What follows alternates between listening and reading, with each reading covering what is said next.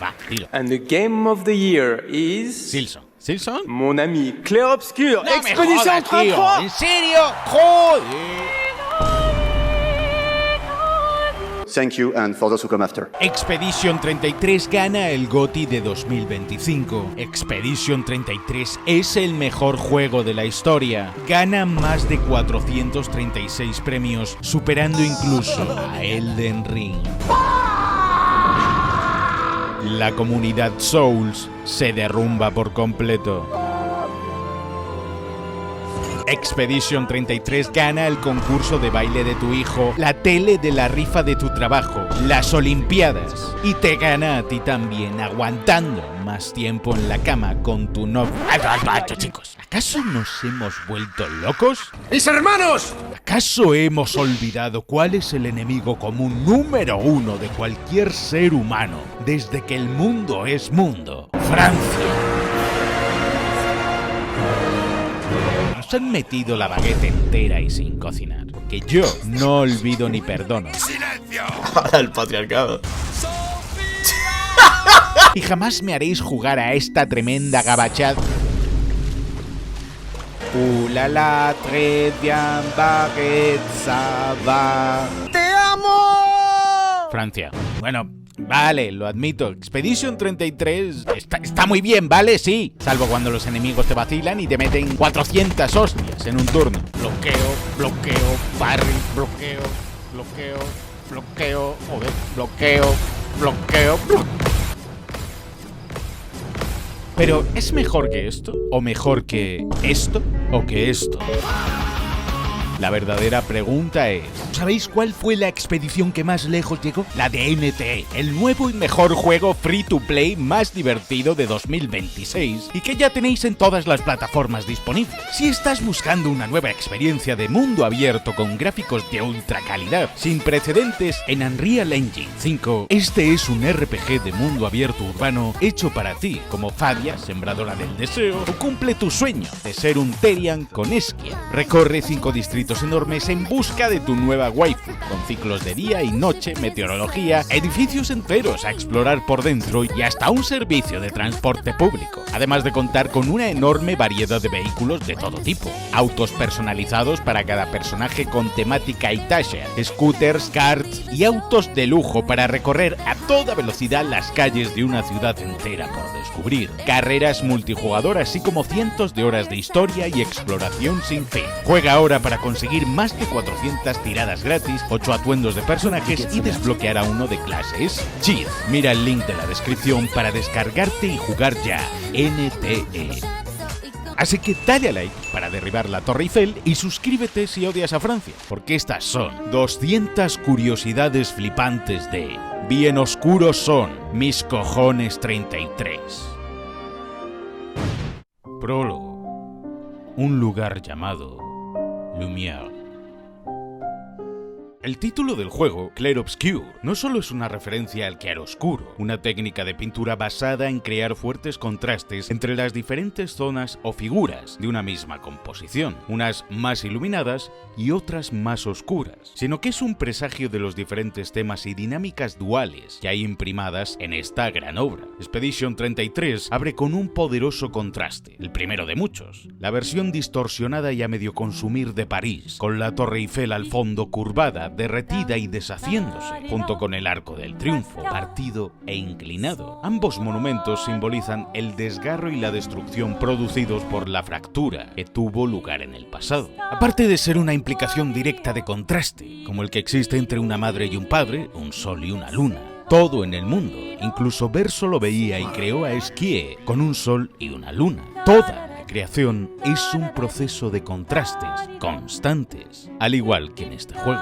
A continuación, vemos por primera vez a nuestro protagonista, Gustave, que espera en una terraza llena de plantas y flores vivas y coloridas, como un refugio de paz y de esperanza entre todo ese caos que se desata al fondo suspendido en el tiempo, uno de tantos remansos en Lumière, así como en el resto de este fracturado mundo que recorreremos durante nuestra aventura, y que parece cobijar algo de esa luz entre todas esas sombras que proyecta el terrible destino contra el que lucharán los personajes del juego. El claroscuro no solo se usa en la pintura, también en la fotografía, en el cine. Se busca crear ese contraste tan agresivo entre luces y sombras para generar la sensación de volumen en los objetos y figuras de 3 dimensiones. Sin ir más lejos, el artista Pierre-Auguste Renoir, y que ya conoceremos a un Renoir en el juego, era reconocido mundialmente por su dominio del claroscuro en sus pinturas y obras. Otro guiño de la conexión entre Renoir y Alicia, solo por el hecho de que Alicia está principalmente compuesta por 2 colores, el negro y el blanco, con profundas variaciones de luz y oscuridad en sus tejidos y ropa. Pero no nos adelantemos, porque sí, la ciudad en la que nos encontramos ahora mismo, Lumière, es en honor a los hermanos Lumière, los inventores del cinematógrafo. Algo bueno tenía que inventar Francia. Pero por encima de todo, es que la palabra Lumière significa luz en francés, o iluminación, siguiendo la línea que desdibuja a lo largo del juego esta técnica pictórica del claroscuro. Curiosamente, París también es llamada la ciudad de las luces, y antiguamente se referían a ella como Lumière, a veces. Es bellísimo. Poco después aparece Maëlle, la protegida de Gustave, y que no nos dejará marchar de la terraza si no cogemos la rosa que hay sobre el banco. Es más, si no la cogemos, Maëlle no nos dejará pasar, hagamos lo que hagamos. Pues la rosa deberemos entregársela a Sophie, la antigua novia de Gustave, a la que sigue amando profundamente y que pronto morirá durante el próximo Gommage. Esta flor no es solamente un MacGuffin que comienza la trama, sino que es un elemento simbólico que aparecerá en diferentes momentos del juego, como eterno recordatorio de la fragilidad humana y de la pérdida de todo aquello por lo que intentamos luchar, pese a que algún día estamos condenados a marchitarnos, tarde o temprano. No en vano, cuando los habitantes de Lumière sucumben al Gommage, desaparecen en una nube de pétalos de rosas que se esparcen en el aire, mucho más bonito que el chasquido de dedos de Thanos. Que ya hablaremos de la importancia de los pétalos y su significado en Expedition 33. Y dirás, ¿por qué el número? Mis cojones. 33, a ver. 33. ¿Cuánto? 33. El número 33 no encabeza solo el título del juego, sino también el monolito de la pintora que vemos en el horizonte y que tan importante es para la trama. Y 33 es el prefijo de marcación telefónica en Francia. Y 33 eran también las personas de Sunfall Interactive que crearon este juego. Aunque hablo del equipo que se formó originalmente cuando empezaron el juego, ya que según avanzó el desarrollo fueron recibiendo más ayuda y conformando un equipo mucho más grande de personas. Es un número cargado de significado. No solamente es la edad con la que murió en la cruz Jesucristo, el Mesías de la religión cristiana y del Nuevo Testamento, y que encarna valores de sacrificio y compasión que permean los diversos temas del juego, sino que también tiene relación con otras religiones, como el Islam, donde tiene correlación directa con los nombres de Dios y cómo los fieles recitan 33 veces su gloria en el Tashbih. También aparece el 33 en la francmasonería, pues este número es el rango más alto que un miembro puede alcanzar entre sus filas. Además, el 33 es un número maestro en la numerología, donde representa el amor incondicional y servicio a la humanidad, lo que nuevamente acarrea una fuerte carga simbólica dentro de la narrativa del videojuego y lo que representan cada una de las expediciones, siendo la 33 la que finalmente resulta tener éxito. El juego, las calles de su ciudad, los restos de Lumière esparcidos por todo el continente, las vestimentas de sus personajes y la arquitectura de los entornos están ampliamente inspirados por la Belle Époque, una época de finales del siglo XIX y principios del XX, sobre todo en Francia, que se recuerda como un momento de optimismo, avances tecnológicos y muchísimo movimiento cultural, con ciudades llenas de vida, arte y ese aire elegante tan característico que impregna todo el juego. Ahora bien, Expedition toma toda esta estética y ese espíritu, pero le da la vuelta y lo invierte. En lugar de quedarse con lo bonito y despreocupado de aquel momento, lo transforma en algo más oscuro y misterioso, con un toque fantástico donde la exploración y la melancolía pesan mucho más, creando ese profundo contraste de pesadumbre que lo hace tan interesante. Si nos quedamos quietos sin hacer nada con Gustave, aquí mismo podremos ver cómo estira los brazos de vez en cuando. I'm enjoying the uselessness of today and readying my usefulness for tomorrow.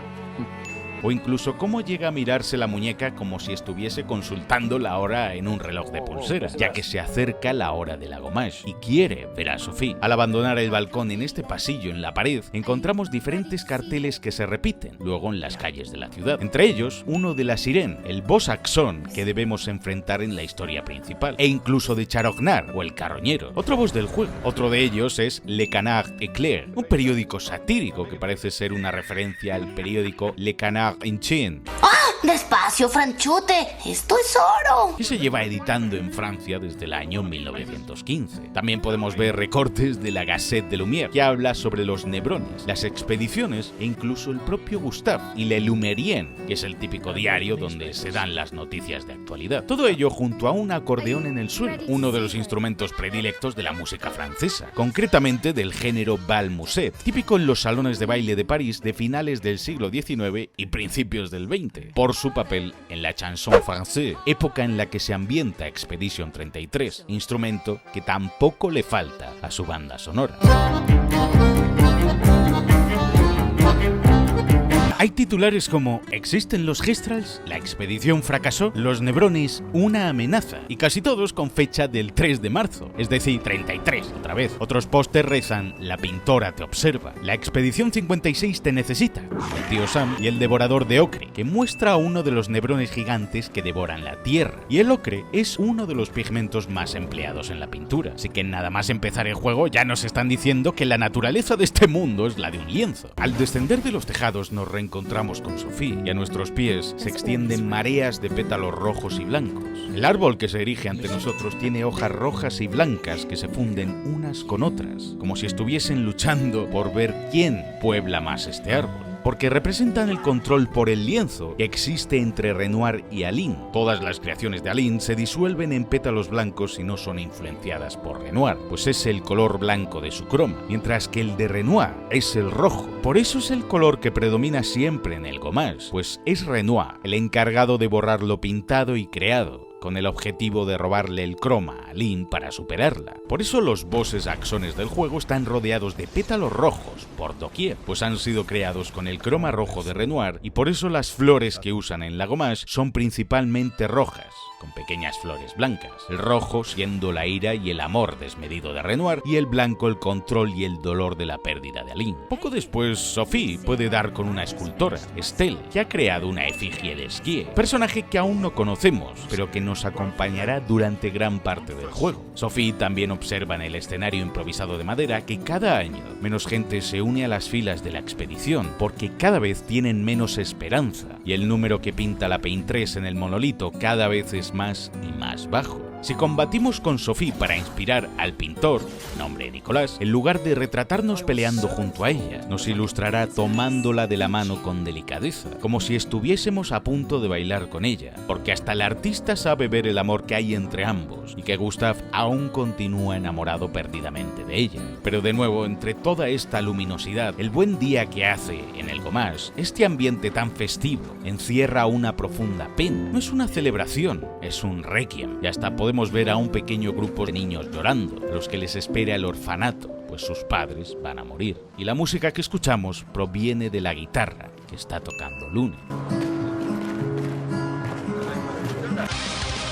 Podemos interactuar con varias papeleras que hay esparcidas por este mapa, las calles de la avenida y la plaza. La mayoría de ellas no tienen nada ni son de interés, pero si persistes con tu síndrome del coleccionismo compulsivo, sí que acabarás encontrando algo. Daremos con una en la que hay un habitante de Lumière escondido dentro de la basura. Un hombre en la papelera, muy cobarde y no tan espabilado, pretendía esconderse entre la basura confiando en que así evitaría ser encontrado por la pintora y se libraría de desaparecer en el inminente gommage. Yo soy un genio, bo. En esta parte del juego también podremos encontrar el primero de varios pianos que aparecerán durante la aventura. Dependiendo de con qué personaje toquemos este instrumento, se interpretará un tema distinto. En esta ocasión podemos elegir escuchar a Sophie o a Gustave. Curiosamente, el tema que toca aquí Sophie es el mismo que más adelante podrá tocar en otro piano el personaje de Monoko. Cada personaje toca el piano con un estilo diferente y único.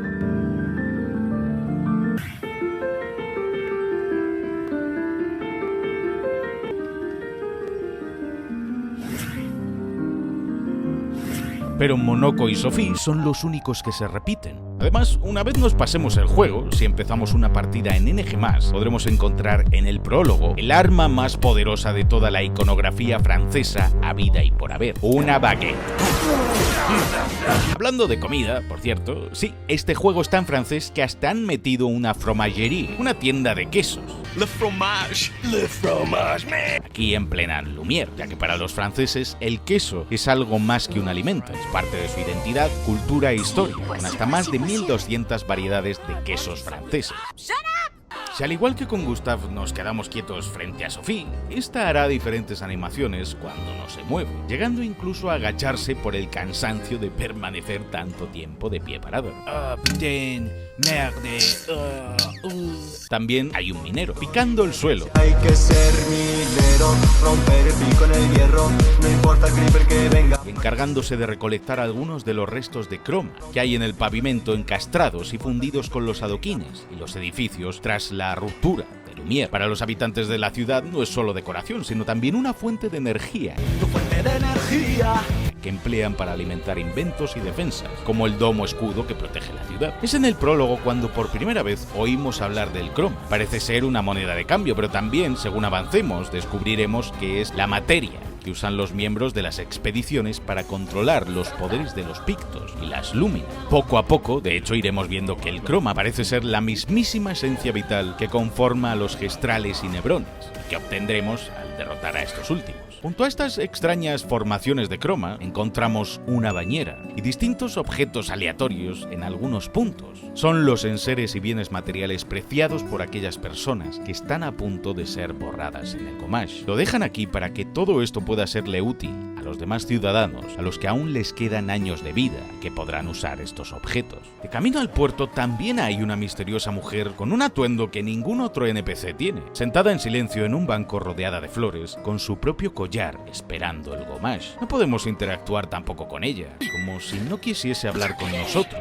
Esta mujer tan solo está esperando a que le llegue su hora. Las demás flores dispuestas cuidadosamente en macetas, rodeando el banco junto a ella, son las de aquellos seres queridos que ya la han abandonado en anteriores Gomage, mientras que ella solo espera que le llegue su hora, acompañada de aquellos a quien amó en vida para poder estar juntos, al fin. Pues todos los NPC que vemos con los collares al cuello significa que les ha llegado su hora y desaparecerán en el Gomage de hoy. Los otros que hay por el suelo desperdigados son de aquellas personas que ya no están, que fueron borradas en anteriores Gomage. Aunque hay quien dice que es posible que sea una pintora visitando el cuadro. Las conversaciones que mantienen Sophie y Gustave con Maël, los huérfanos y otros personajes nos dejan entrever los motivos de su separación años atrás. Concretamente, podemos hablar con Maggie, una mujer que se encuentra en la plaza y que tiene una hija que pronto quedará huérfana por el Gomage. Sophie explica que no ve correcto traer más niños a un mundo condenado y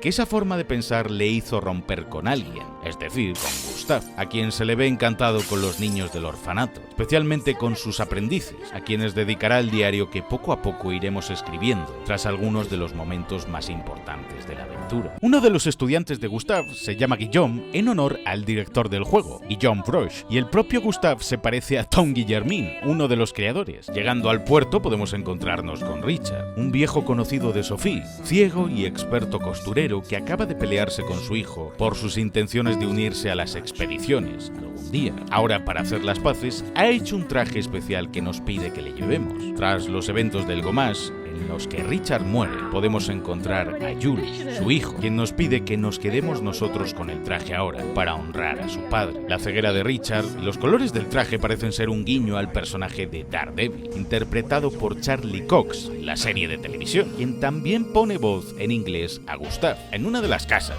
si nos acercamos a este portal, donde las escaleras están plagadas de maletas, se nos ofrece una visión algo distinta y quizás menos sombría del modo de enfrentarse a algo más que tienen el resto de habitantes de Lumière, seguramente destinados a perecer en el inminente Gomage, o al menos a separarse. Están haciendo el delicioso sin descanso detrás de la puerta. ¡Te van a tu planeta, Vegeta! Un poco de stalker por parte del jugador el quedarse aquí a escuchar lascivamente, pero por una vez la lascivia es recompensada, pues si les tocamos las narices 33 veces... ¡Mis cojones 33! Nos darán un color de lúmina para que nos callemos y nos vayamos de una vez para que puedan culminar el acto antes de desaparecer. Cerca del puerto donde nos despedimos de Sophie, podemos encontrar medio escondido al primer mimo del juego. Hay muchos, cuando digo muchos, lo digo en serio, en este juego. Y aunque este es el primero, al derrotarlo nos soltará un vinilo musical. Pero luego los que matamos nos darán elementos cosméticos para cambiarle los peinados a los distintos miembros de nuestro equipo. ¡Robert Pattinson, Emo, no! Y no lo habías visto, pero sí él está en el escenario bailando junto a las demás bailarinas del prólogo. Al igual que aunque no conocemos a Verso aún hasta el final del acto 1, hay estatuas de bronce enormes de él por todo Lumière. ¡El macho! Hasta dicen su nombre durante la escena del gomage. Y cuando abrimos las puertas de la mansión por primera vez en Aguas Voladoras, es Verso a quien muestra la cámara y que nos está siguiendo. Frente a un roto arco del triunfo por la mitad, hay también una fuente derretida, con caballos y una esfera. Un monumento no tan conocido como la Torre Eiffel. Esta es la fuente del observatorio, o la fuente de las 4 partes del mundo de los jardines de Luxemburgo en París, y que representa a los 4 continentes que se conocían en el año de su creación, 1874. Europa, Asia, África y América, así como sus principales ríos. Pero llegó el momento de asistir al gomage y despedirnos al fin de nuestra querida Sophie para siempre. ¡No me duele! ¡Me quema! ¡Me lastima! 2 niños se abrazan durante el gomage y portan máscaras de Gestral. Seguro que los has visto antes, joviales y risueños. Ahora están destrozados y rotos. Las máscaras que portan no son para meramente jugar a ser Gestral. Su principal función es taparles los ojos durante el gomage, que eviten tener que ver de primera mano cómo sus seres queridos desaparecen para siempre en una nube de pétalos. De hecho, vemos a muchos NPCs adultos antes o adolescentes acompañando a niños que seguramente no sean ni familiares suyos, sino los hijos de otros amigos que desaparecen hoy y sobre los que asumen su custodia para evitar que acaben llenando el orfanato. Pero al final, todo el mundo se acaba yendo, incluida nuestra querida Sophie. I'm here.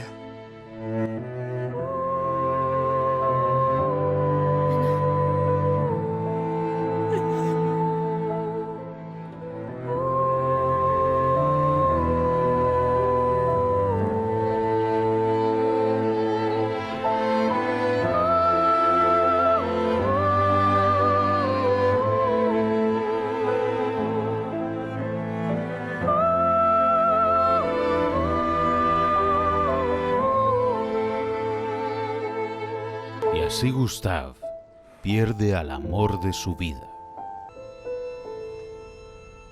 Tras la triste y emotiva escena que es el gomage, podremos asistir a un festival pre-expedición. Quiero drogarme, quiero olvidarme de todas mis tristezas y ser feliz.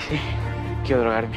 Ahí, asistiendo a diferentes actividades, como responder preguntas o partirnos la cara con Mael, conseguiremos las 3 fichas del festival, que podremos cambiar por un picto, un peinado y una sugerente y misteriosa llave. Pero cuando la expedición parte hacia el continente... Expedition 33.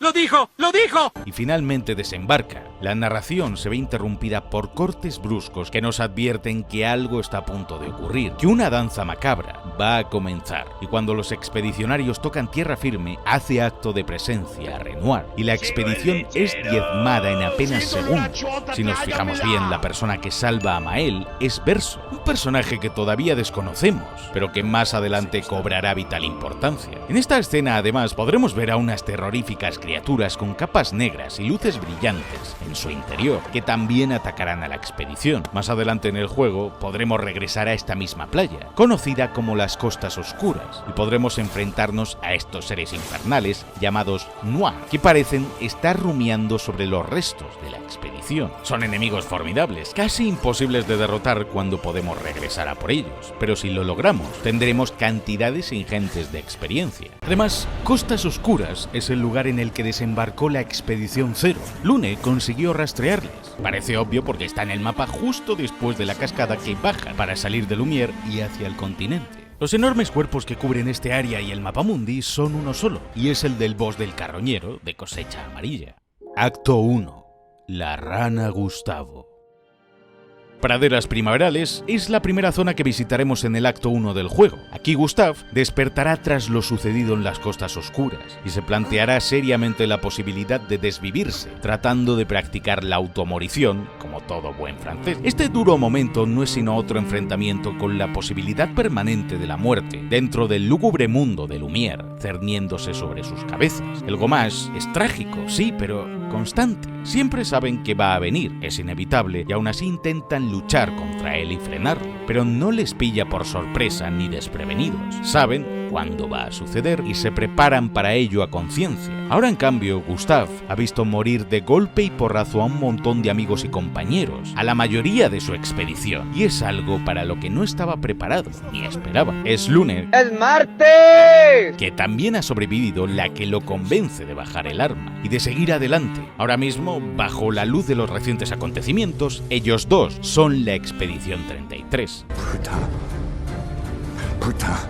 Y es su deber hacer valer la promesa de seguir adelante, por los que vendrán y por aquellos que vinieron antes que ellos. Paga los que se vienen después. Lune es uno de los personajes principales del juego y nos acompañará desde el principio. Hija de académicos, está empeñada en proseguir la misión de sus padres, que partieron en otra expedición previa. A pesar de su actitud más seria y determinada, a lo largo del juego veremos que esta tiene debilidad por los Gestrals, mostrando una ilusión e interés desmedidos cuando se encuentran con Noko, el primero de ellos en la siguiente zona del juego. Esto seguramente venga dado por una mezcla de interés científico y genuina afección hacia las graciosas criaturas que pueblan este continente. El arma de Gustav se llama Noaram, pero no encaja con las de los demás personajes que tienen parte de su nombre en el de la espada. Eso es porque a Gustav le cambiaron 1000 veces el nombre antes de ponerle definitivamente Gustav. Se iba a llamar Lucien, luego Frey y después Noah, dejando este último nombre en el arma de Gustav en honor a todos los anteriores que había tenido antes de la salida del juego. Pronto nos toparemos con la primera bandera del juego, diseminadas y colocadas por cada una de las diferentes expediciones que nos precedieron. Estas banderas sirven a modo de punto de descanso y de guardado. Sí, de una manera muy similar a lo visto en juegos como Dark Souls o similares, con sus hogueras. Como no, todo es una Dark Souls referencia, sí. Hasta tal punto es similar que los enemigos de la zona que hayamos derrotado volverán a la vida si descansamos en una de estas banderas para curarnos. Aunque esto se explica porque canónicamente Clea no para de pintar y repone constantemente a los nebrones con el croma que otros reciclan para ella. Así que con el convertidor de Gustav le estamos jodiendo el plan. En el campamento al que podremos acceder en cualquier momento desde el mapamundi, contamos con varios detalles curiosos. Uno de ellos es el gramófono, con el que podremos reproducir los distintos vinilos que nos vayamos encontrando en esta aventura. Más allá de su utilidad como reproductor de nuestros temazos y bangers favoritos, es remarcable el hecho de que, de todas las cosas que los expedicionarios pudieron llevarse consigo para cumplir su misión, no pudieron dejar atrás el gramófono, que no es precisamente pequeño y que representa vivamente el estilo Belle Époque que desprende cada retazo de la cultura de Lumière. Son franceses hasta para el fin del mundo. Y bueno, también podría ser algo que copiasen del nexo de Lies of P, donde también podíamos escuchar el gramófono. Close your eyes, come to me.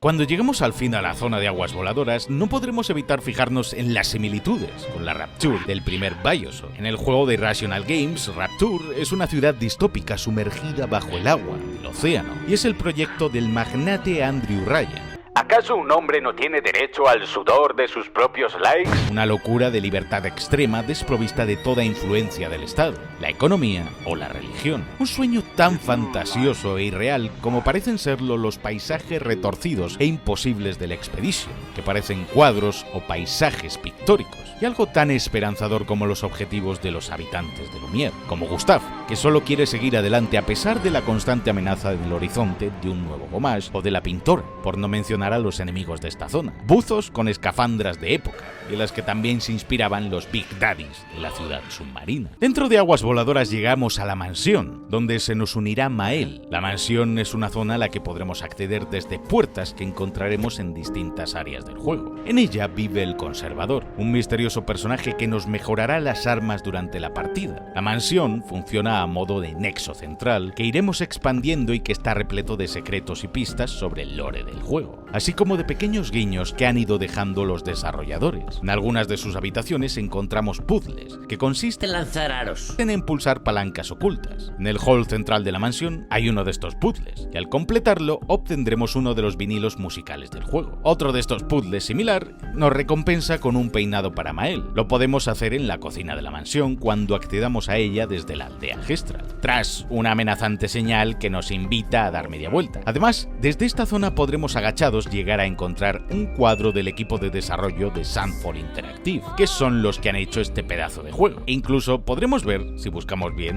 a Monoko, el perro del equipo y parte esencial del desarrollo de Expedition 33. Tan importante era este perrito que si vamos hasta este cuadro en la zona de las escaleras y lo atravesamos, llegaremos a la habitación de Monoko, llenas de imágenes de este chucho simpaticón, juguetes caninos, una caseta para perritos y boles y platos de comida para esta mascota, con hasta un collar retratado en uno de los cuadros donde podemos leer el nombre de Monoko, pero se refieren a este como Monoko III, dando a entender que hubo predecesores de este perro, que tenían también el mismo nombre y apariencia similar. La propia apariencia del personaje del juego, Monoko, que conoceremos más adelante, es de pelo gris, como el del perrito, y para subir de nivel necesitaremos las piernas de los enemigos, referencia a que a los perros en la vida real les encanta masticar tus zapatos o lamer tus pies sin descanso, ¿verdad, Coco? ¿Me perdonas? Si te he fallado, te pido perdón. Pero Monoko era el perro de la familia de Sindri, y ahora un Gestral Grandis pintado por verso, como una forma de lidiar con el dolor de la pérdida de su perrito, cuando era niño. Perrito que era su mejor amigo, de igual manera que luego lo es Monoko, ya que los Gestrals pueden regresar a la vida, implicando que Verso lo pintaba una y otra vez de nuevo porque echaba de menos a su primera mascota. Pero tal y como le advierte Monoko a Verso, puedes traer de vuelta a Noko,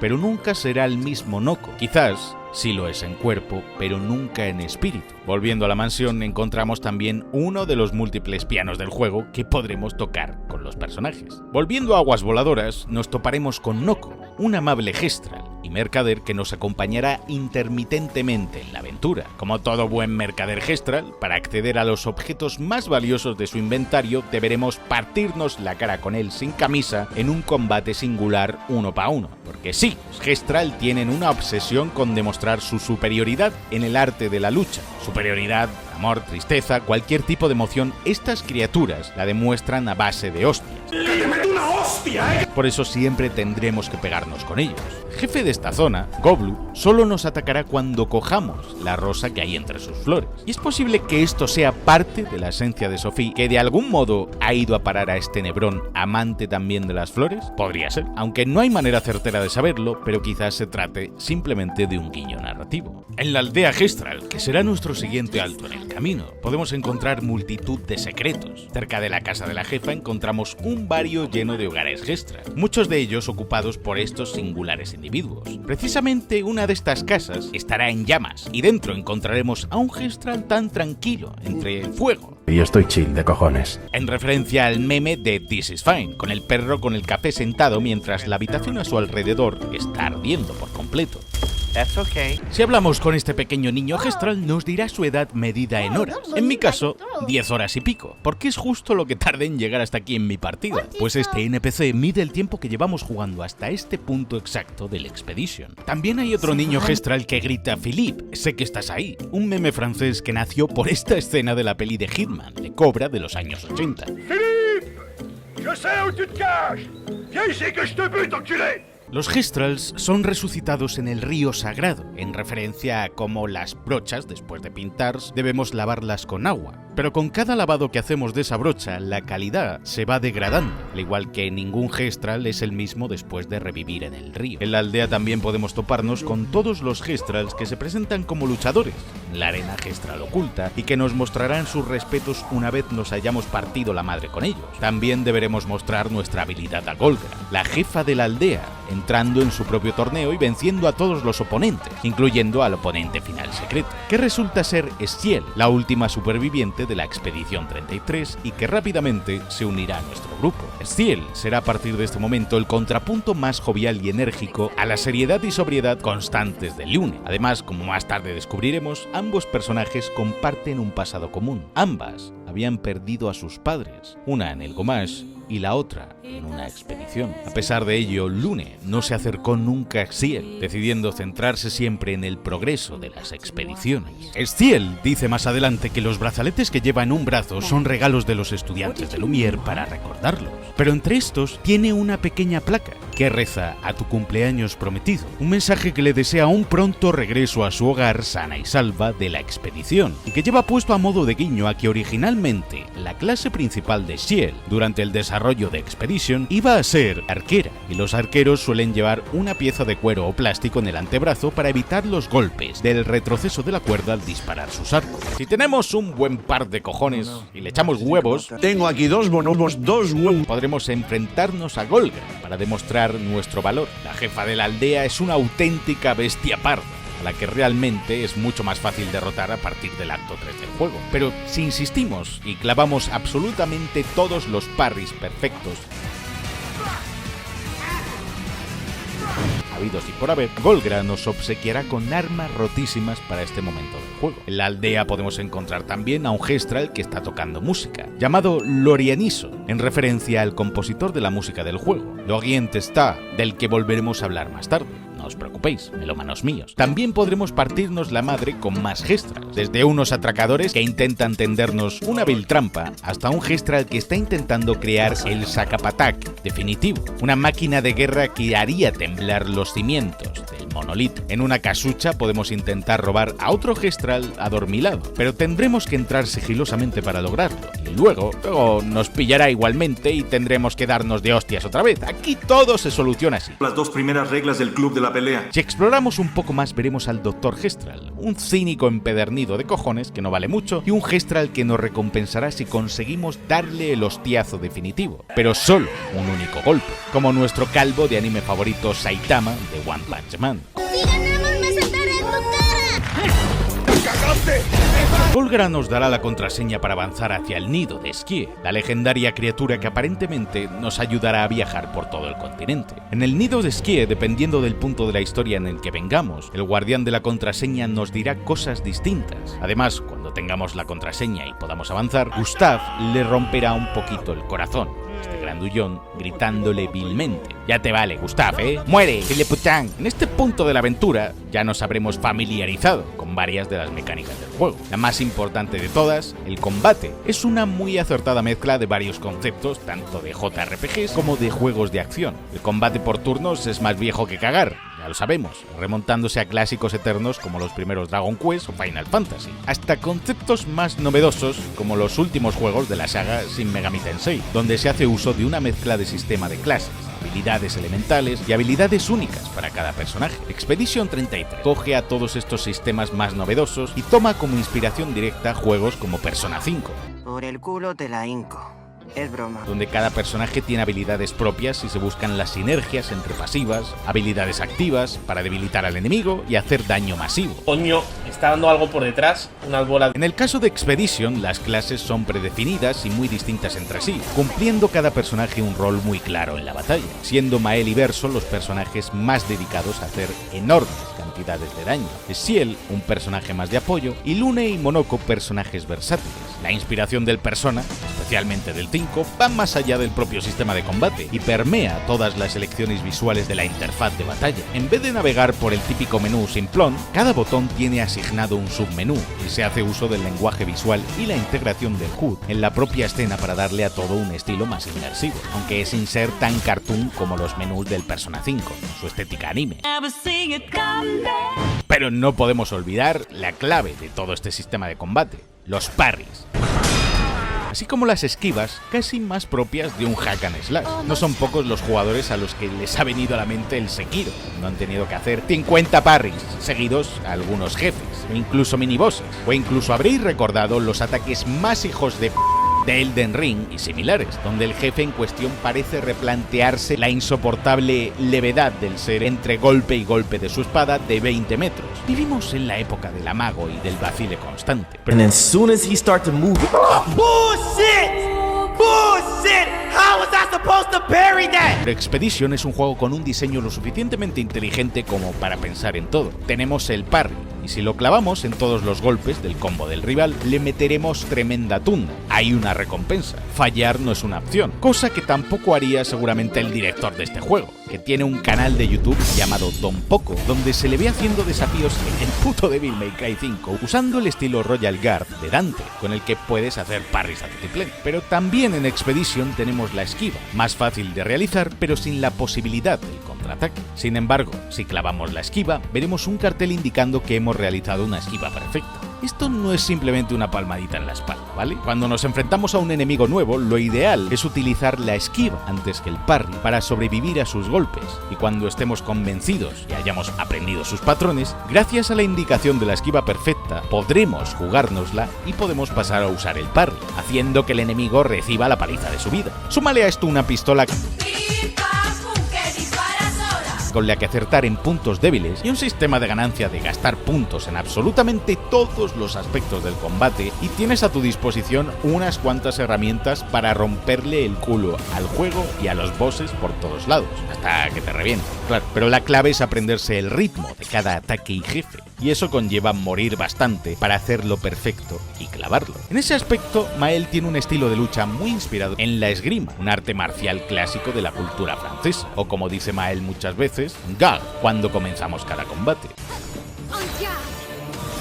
Y sus ataques tienen muchos nombres de técnicas y movimientos típicos de la esgrima. Otro de los aspectos principales del juego deriva directamente del mundo, de los JRPGs más clásicos, la presencia de un mapamundi, como mi querido llamado Dragon Quest VIII, donde el mundo se iba abriendo a medida que encontrábamos nuevos medios de transporte. Aquí iremos también a pata primero, luego en barco y después volando, finalmente. Solo que en nuestra montura, barco y avión, es siempre la misma, nuestro fiel esquí, que nada, corre y vuela como si fuese un puto superhéroe. Por algo es la criatura más poderosa de todo Lumière. Una pena que necesite de sus preciadas piedras para ir recuperando sus habilidades de triatlón.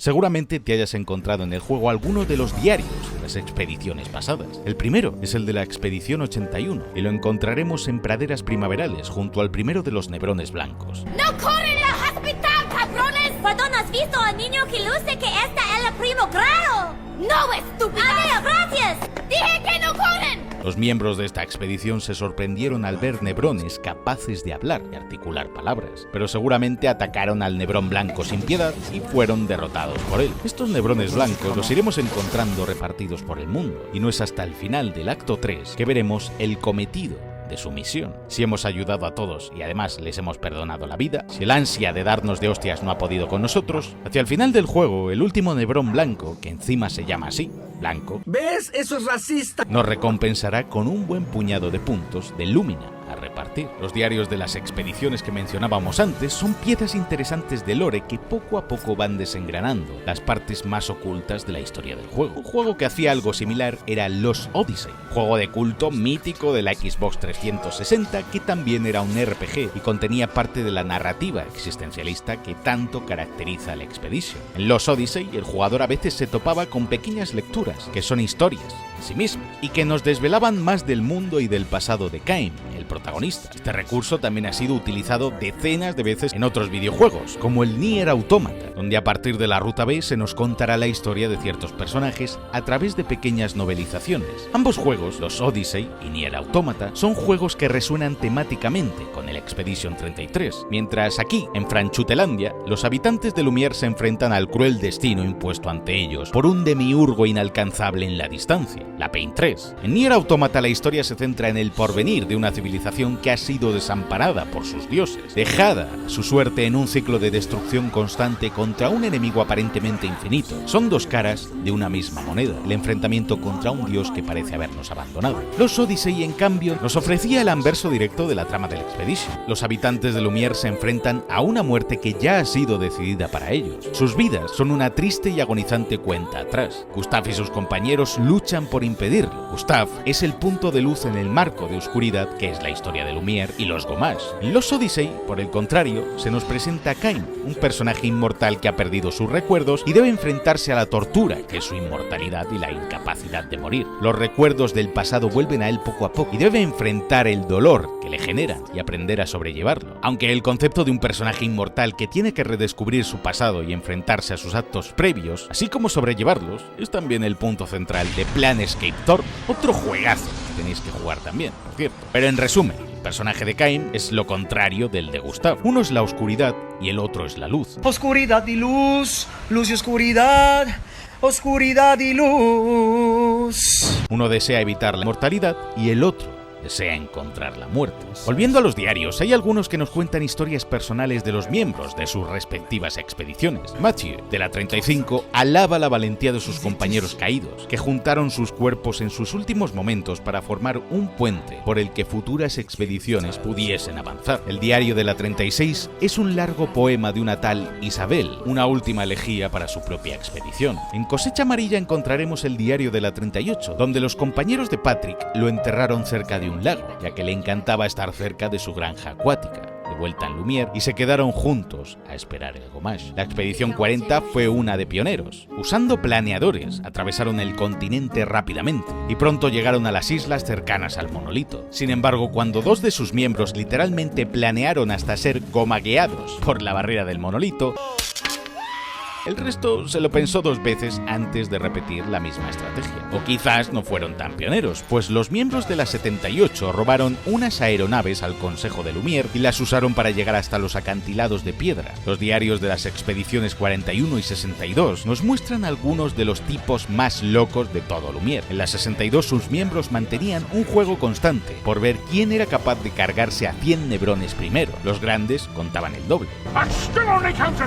En la 41 sus miembros no solo competían entre sí, sino que se llevaban partes de sus enemigos derrotados como trofeos. Uno de sus miembros, Emily, llegó a chetarse tanto con sus propios pictos que el resto pensaban que podría llegar a crear una gran explosión. Así fue. El diario de la 43 está dedicado a la serpiente marina que los dejó a la deriva en una isla, sin provisiones de agua ni comida. En sus últimas líneas, Sabine, la que lo escribe, promete volver como fantasma a tocarle las narices a la Pain 3 y especialmente a la dichosa serpiente marina. ¡Te odio! La 44 tuvo aparentemente la genial idea de vestirse como nebrones para pasar desapercibidos, y sobra decir que el fracaso fue histórico. La 45 llegó hasta la caverna devastadora donde se encuentra el jefazo secreto Retoño Gigante. A este bicho hay que cargárselo contra reloj. Tiene sus trucos que tampoco descubrieron a tiempo los miembros de dicha expedición, que acabaron siendo hechos picadillos por la trampa aplastadora. La 68 llegó hasta Aguas Voladoras, donde su barco encalló tras salir volando en una terrible tormenta, cuyos restos podemos ver diseminados por todo el nivel. La expedición 47 entra en el top expediciones histórico. Eran expertos en el uso del alcohol como calmante. Se volvieron especialistas en encontrar el punto exacto entre la calma y la anestesia, para no perder los reflejos ni la velocidad. El problema es que algunos miembros no lograron encontrar ese punto dulce a tiempo, pero fueron auténticas leyendas y basados de Lumière. Como vemos, los finales de las expediciones van desde lo contemplativo y pastoral hasta lo brutal. Algunas hacen las paces con su propio final antes de morir y abrazan esa muerte. Otros se dedican al arte o intentan dejar alguna pista o ayuda para los que vendrán. Pero no son pocos los que simplemente se vieron abrumados por la terrible situación que deben enfrentar. Pero ya seguiré con los diarios. Son muchos y a cada cual más interesante. Porque ha llegado el momento de hablar del enemigo definitivo de este juego: las puñeteras playas de Gestran. En el acto 1 no podremos acceder a todas, tendremos que esperar hasta el final para poder disfrutar de los putos desafíos. Log, de la expedición 37, comenta en su diario los enfrentamientos constantes de sus compañeros contra el hombre de pelo blanco y nebrones peligrosos, y explica cómo ella decidió pasar sus últimos momentos antes del Gomage en una de las playas gestrales, intentando superar uno de los estúpidos desafíos de salto creados por los Gestran. Tremendo, chalada. La primera playa es breve, casi divertida. Hasta podría decir que me reí y me eché unas risas. Te recompensan con un bañador para Luna y otro para Gustav. ¡Oh, la la! Lo suponía. La segunda, deberemos enfrentarnos a unos sacapatats en un minijuego de vóley playa. Esto es historia del gaming. Mon ami. pero cuando el último sacapatat te gana 10 veces seguidas, intenta no gritar de pura rabia ni reventar la televisión, porque no sabes lo que te queda, amigo. Te darán 2 trajecitos de baño más, uno para Lune y otro para Estiel, y no tengo ninguna queja respecto a esto. Más adelante podremos llegar a 2 playas extras más, una donde deberemos superar un desafío que trae recuerdos de Vietnam de juegos pasados, Mareo veo que en el Fredoso, como las clásicas secciones de escalada de los God of War, con Kratos escalando el puñetero infierno por 18ª vez, o el nivel del volcán de Ocarina of Time, y otra donde deberemos superar una carrera de obstáculos en tiempo récord. La recompensa: más trajes de baño. Di que sí, gabachada histórica. Y de verdad, no lo digo porque odia a Francia, que también. Pero esperad, que queda la mejor playa de todas, pero esa la voy a dejar para más adelante. Porque sale alguien muy especial. Si has estado prestando atención a las pesadillas que Mael ha tenido hasta ahora, donde salen varios personajes que parecen querer decirle siempre algo misterioso, te habrás dado cuenta de que en ellas la pantalla pasa a visualizarse en blanco y negro, como si se tratase de una película antigua, casi algo sacado de un filme de Buñuel tan relacionado con el cine francés de su época. Canciones como Dolorosa, que suena ahora durante la pesadilla de Mael al ver a Verso en el fuego, o la de Valle de Tristeza, al ser reproducidas al revés, suenan a otros temas de la banda sonora.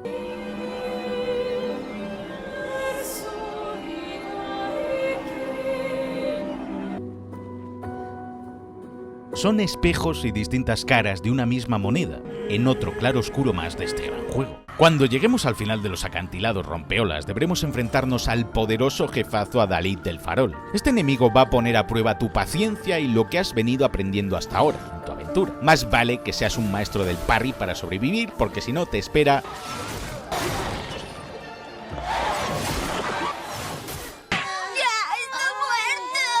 Al vencer podremos continuar nuestra aventura. Mael y Gustav se ponen a tirar piedras por el acantilado, un gesto que ya han repetido varias veces en el juego, casi sin importancia. 2 personas que se aman, se aprecian y pasan el rato juntos, haciendo cualquier cosa, sin demasiada importancia. Y con este gesto...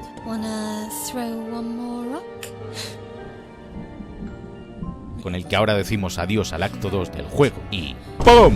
El golpe nos hiere como una daga afilada. No lo esperamos tampoco. Renoir, el viejo del pelo blanco, hace acto de presencia. Gustav está malherido y no tiene muy buena pinta.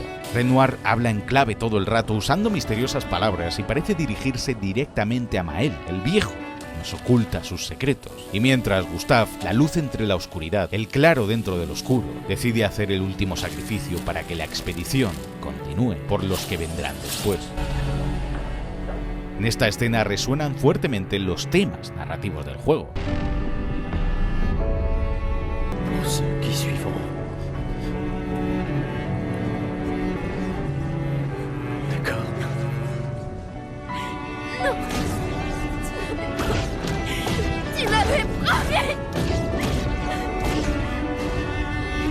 Y hasta la forma en la que lo mata Renoir es misericordiosa, de un solo golpe, para que no sufra, aunque el daño ya está hecho.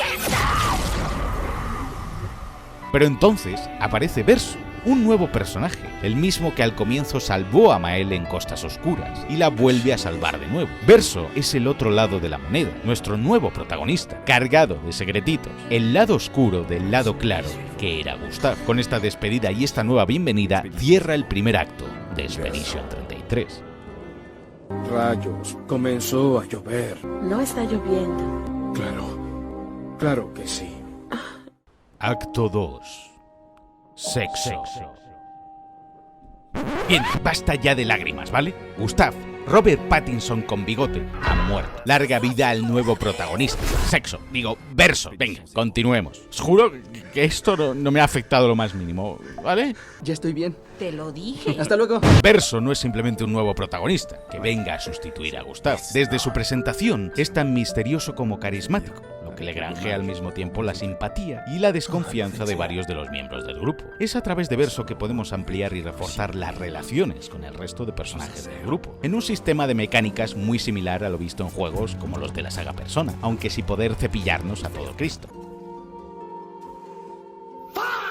El actor de doblaje al inglés del nuevo personaje principal, Verso, es Ben Starr. También fue el actor de doblaje de Clive en Final Fantasy XVI, contando con un traje para Verso muy parecido al de Clive dentro del juego. Es sabido que durante las grabaciones de los diálogos, Bane tuvo que repetir muchas veces ciertas expresiones en francés, como putain y merde, para que sonaran genuinas, creíbles en francés. Merde, merde, merde. Ah, putain.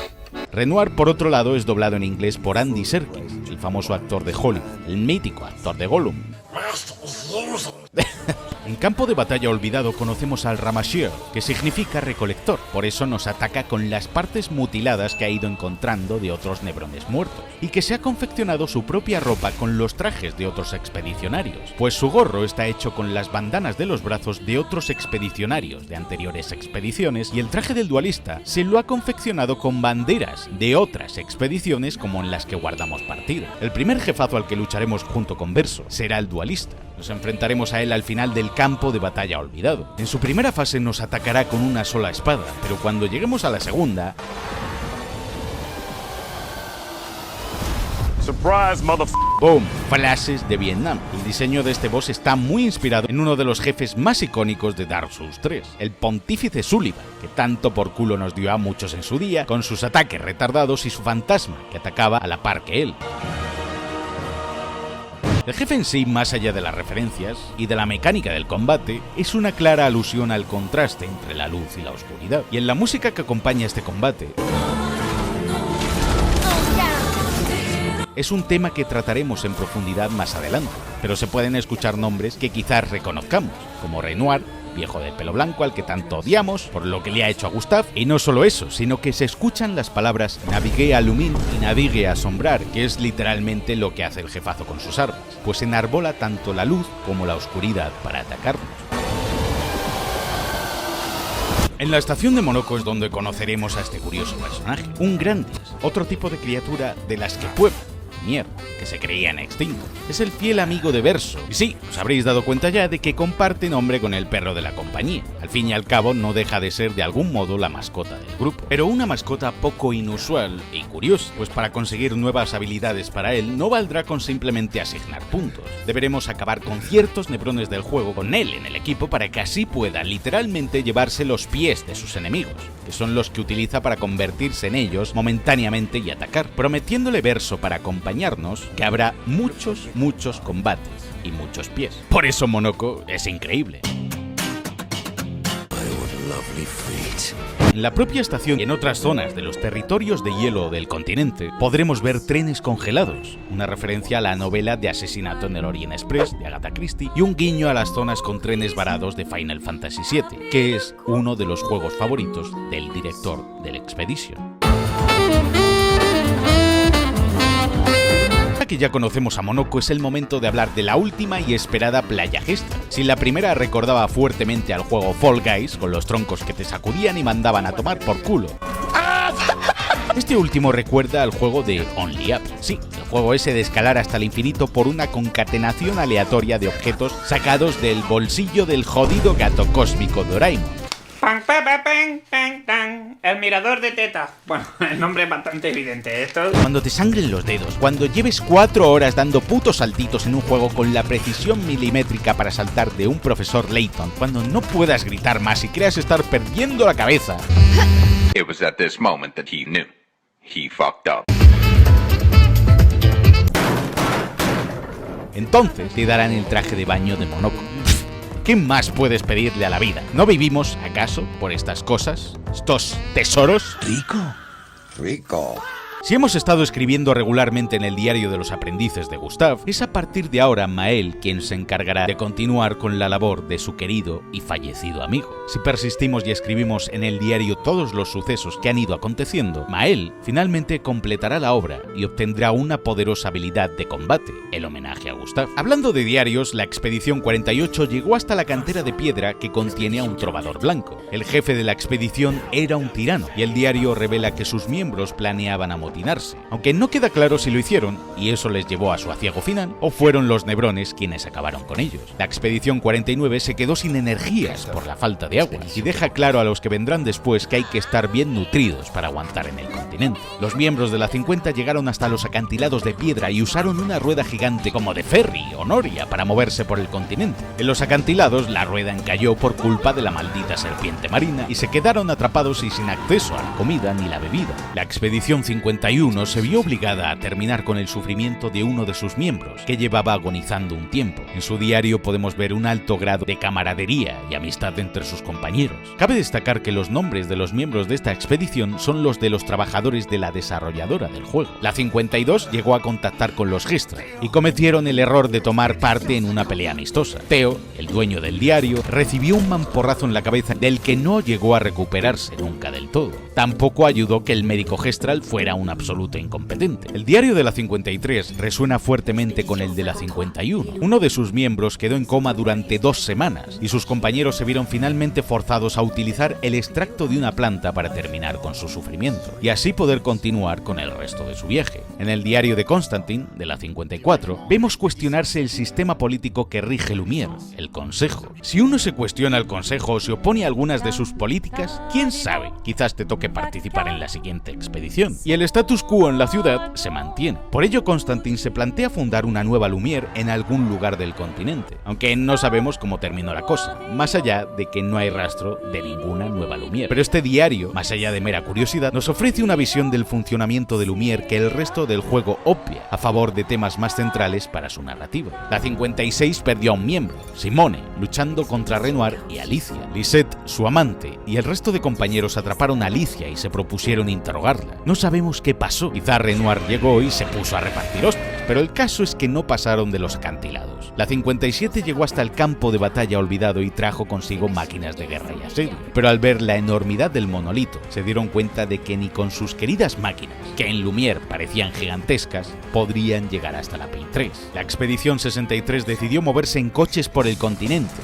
Insensatos. No llegaron más lejos del santuario ancestral, donde se estrellaron contra las máquinas de los Gestrals y tuvieron que seguir a pie. La expedición 65 falló en su misión, pero se quedó a vivir con los Grandis de la estación de Monoco hasta el final de sus días. En la vieja Lumière podremos encontrar el diario de la expedición 42. Sus miembros se especializaron en el espionaje táctico, consiguiendo mucha información útil antes de que les llegara algo más. Sorprendentemente llegaron hasta la vieja Lumière y pasaron tiempo allí sin ser obliterados por Renoir. También, si conseguimos la llave del prólogo del juego, podremos acceder al diario de una superviviente de la fractura, que llora lo ocurrido y explica que han escondido a los niños y que se ven asediados sin descanso por los Nebrones. Al final, los supervivientes de la vieja Lumière tras la fractura acabaron todos muertos, muchos enfrentándose directamente a los Nebrones, otros quizás por el hambre o la sed o por pura desesperación. También en esta parte vieja de la ciudad podremos ver los restos de un axón. Los axones son los formidables enemigos que, pequeño spoiler, Verso nos pedirá más adelante que derrotemos para conseguir poder suficiente para atravesar la barrera del dichoso monolito. Nadie ha derrotado uno en décadas, y aquí hay uno muerto. ¿Quién sabe por qué o quién?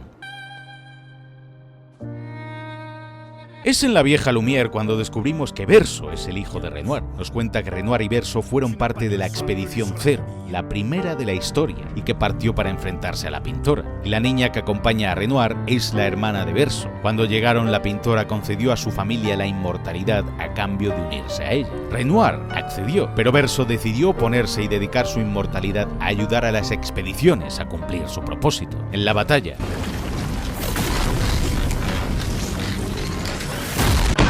Noko muere y Renoir se lleva consigo la mansión, que era el método más directo para acceder al corazón de la pintora y derrotarla. Entonces Verso explica que hay otro modo de atravesar la barrera del monolito. Deben derrotar a 2 axones, nebrones gigantescos y legendarios con croma suficiente como para crear un arma capaz de atravesar dicha barrera. Este concepto recuerda enormemente a Dark Souls 1, donde en la segunda mitad del juego debemos derrotar a varios jefazos para poder avanzar hacia el boss final, o a Shadow of the Colossus, donde tendremos que abatir a los colosos del título, criaturas en principio inofensivas y que van un poco a su bola. como los axones de la expedición, que son en cuestión Visage y Seren, pero también existen otros dos axones. Uno de ellos es un coloso gigante que vemos abatido en la vieja Lumière. El otro, el conocido como Esper, es inaccesible para ellos en este momento. Pero si en este punto de la historia decidimos ir hasta la barrera del monolito antes de enfrentarnos a los axones, veremos una escena única donde la expedición comprende por fin por qué Verso les decía que la única manera era entrar con el poder de los axones.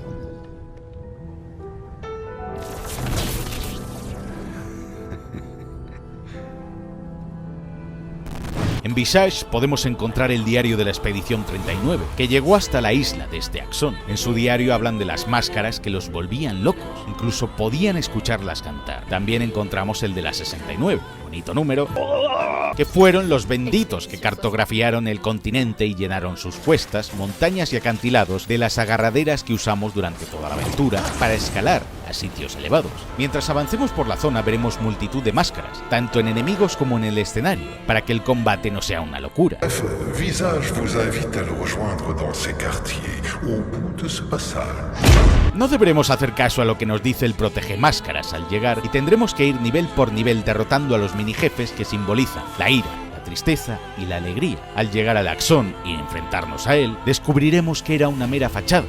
El verdadero axón era el protegemáscaras, que utiliza sus máscaras para confundirnos, pero es entonces cuando Ciel tiene una revelación. Esta guarda dentro de sí un dolor terrible, un trauma del pasado que la consume. Cuando se quita la máscara en este momento, su victoria es total, pues es tanto material como moral. Todo este tema de las máscaras y las identidades, tras las que nos ocultamos, deriva de la psicología analítica de Carl Gustav Jung, un psiquiatra suizo de los siglos XIX y XX. En sus tratados, Jung concluía que todo individuo elige una máscara tras la que esconderse en cada momento. Uno no se comporta igual con su pareja que con sus padres o con sus compañeros de trabajo. Esta multiplicidad de personalidades que podemos escoger y con la que podemos disfrazarnos con ellas dependiendo del momento, ha influido en multitud de obras, muchas ellas influencia directa del Expedition 33. Un caso es la saga de juegos Persona, donde los protagonistas guardan su verdadera identidad bajo una máscara o persona, que les otorga poderes en un mundo de ideas y conceptos abstractos.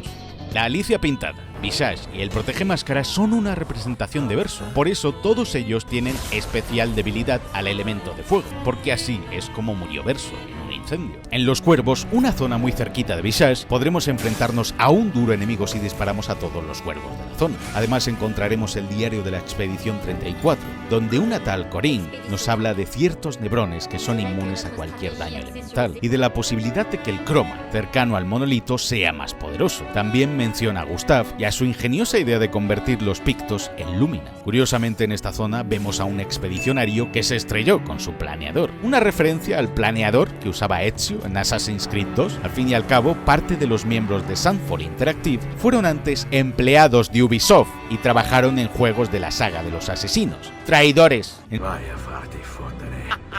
En Seren podemos encontrar el diario de la 67, que llegó hasta aquí gracias al uso de explosivos. Sin embargo, no fueron rival para los poderes manipuladores de mentes de Seren. Giles, un miembro de la 55, se lamenta de que su idea de mejorar los pictos con música no parezca tener efecto en los nebrones de Seren, que siguen bailando a su propio compás, impasibles de lo que ocurre a su alrededor. En sus últimos pensamientos, que dedica a sus chicas de vuelta en la ciudad y a su posible nieto, se plantea el uso de tambores, pero eso tampoco parece haber surtido efecto.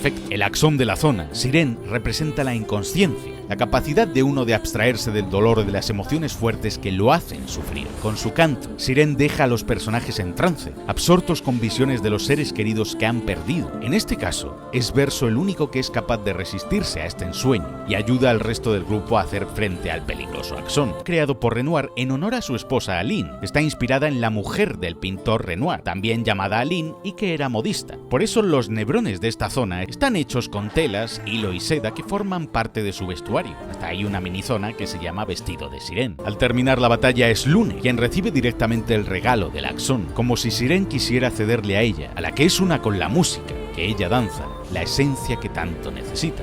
En el monolito veremos el acto final de la Expedición 70, quienes pusieron los puntos de agarre de esta zona. Una expedición tan antigua, y fijaos lo lejos que llegaron. Avanzando por el monolito iremos viendo retazos de lo que parece ser la historia de una familia desestructurada. Estas pinceladas son toques de adelanto de lo que va a venir a continuación. La batalla de Renoir es tan emotiva como tensa. uno puede ver la rabia de Mael, que desea venganza por la muerte de Gustave, pero al mismo tiempo, el dolor en el interior de Renoir es real. Él no quiere ver morir a su familia. Las palabras son confusas. Verso se muestra dubitativo. Tras la batalla, Renoir resurge de sus heridas y parece que todo va a terminar. Entonces, aparece el conservador que nos había acompañado en secreto hasta el monolito. Coge del brazo a Mael y juntos hacen desaparecer a Renoir, pero no sin que éste también diga: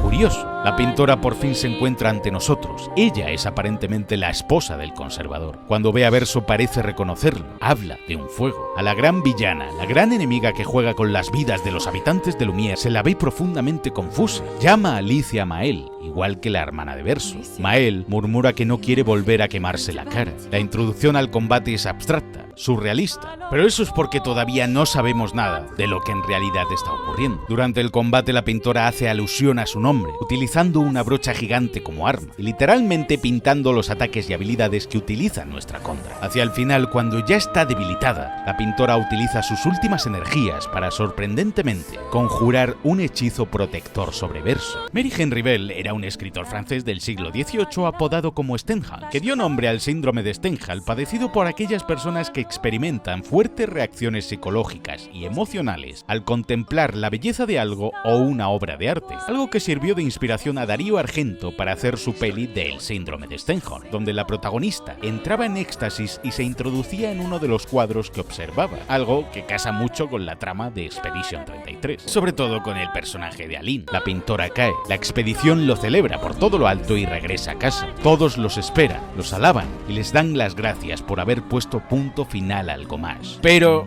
este juego no se llamaría Clair Obscur si no tuviéramos otro rayo de oscuridad en medio de tanta felicidad. El demiurgo ha muerto. El destino está de nuevo de vuelta en las manos de los mortales, como en cualquier otro JRPG, ¿verdad? El malvado dios muerto y el mundo salvado al fin. Pero entonces, Verso se sienta a leer una última carta que una vez le dio su hermana Alicia, y todo se descubre, el último y gran giro del juego.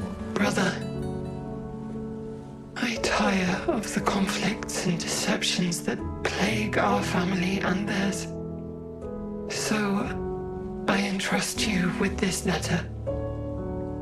Whether you give it to her is up to you. I'm at peace with what's to come. When the time comes, I hope you will be too, Mael.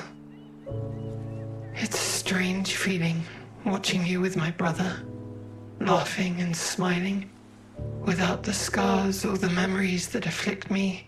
Alicia, as she was meant to be, not this painted version that I am. My family, a facsimile of yours, and this world, a mirror, painted by your mother, the paintress, to stave off her grief. Seeing your expedition through would plunge us all into the abyss. For in ridding the world of the paintress, you'd lose the sole force standing against the one who would erase us, the one who invokes the flowers of the Gamache. An act of love, for he does love her. Your father. On her monolith, she paints a warning for us all, of the few she can save as her power wanes. We all wish for our families to thrive. Your family, however, believes only one can survive. But perhaps you'll find another way.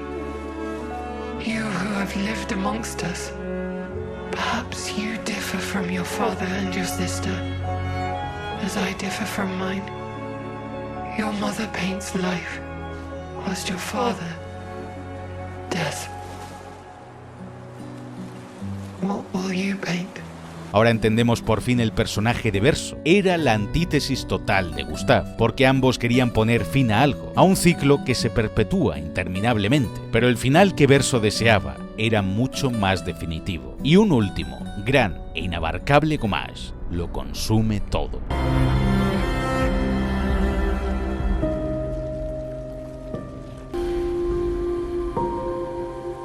Acto 3. Incendios. You're okay. El acto 3 abre con una Mael muy distinta a la que conocemos, con la cara quemada y prácticamente incapaz de hablar. Mael, que ahora es Alicia, recorre los pasillos de la mansión que ya hemos recorrido otras tantas veces, pero que ahora se nos antojan distintos. Este comienzo tan duro como impactante del último acto del juego funciona como contraste de todo lo que hemos experimentado hasta ahora. Mael ya no es Mael, la mansión que conocíamos. Ahora adquiere un matiz más terrenal. Es una casa, con una familia que la habitaba y vivía en ella. Y el mundo que conocíamos era una mentira. La familia de Sendre es una familia de pintores, personas con el poder de canalizar el croma y pintar con él, mundos que cobran vida con cada trazo. Sus componentes son Renoir, el padre, Aline, la madre y sus 3 hijos, Verso, Alicia y Clea. Viven juntos en su mansión en París. Los pintores se encuentran inmersos en una batalla encarnizada contra los escritores, en un accidente indeterminado, pero en el que Alicia parece haber estado involucrada, aparentemente manipulada por los escritores, pues Alicia solía ser quien leía fuera del cuadro mientras ellos practicaban. Quizás contactaron con ella por eso. Verso perdió la vida en el fuego, salvándole la vida a su querida hermana, y ésta quedó gravemente herida y abrasada, tanto física como psicológicamente. La horrible cicatriz que cruza su rostro no es simplemente una cicatriz física, es también la representación de las angustias y miedos que padece desde aquella desafortunada tragedia. Si miramos el cuadro de Renoir en el mundo real, podremos ver la pintura que se esconde debajo, que ilustra la Gommage de Lumière con gente deshecha en sus pétalos. De pequeño, Verso pintó el mundo de Lumière en un cuadro y jugaba allí dentro junto a sus hermanas. Cuando Verso murió, su madre, Aline, incapaz de soportar tanto dolor, entró en el cuadro y se sumergió. Pintó a una versión de su familia en el interior y se quedó a vivir allí. Renoir, incapaz de ver a su mujer pasar por una experiencia muy similar a la que él tuvo en el pasado, algo que se nos deja caer varias veces durante el juego. Je sais à quel point cette sensation peut être puissante et addictive. Combien il est facile de s'attacher à ces mondes dans lesquels on met tout son cœur et toute son âme. J'ai connu ça. Et j'ai failli en mourir. Entra para detenerla. Ella es la pintora.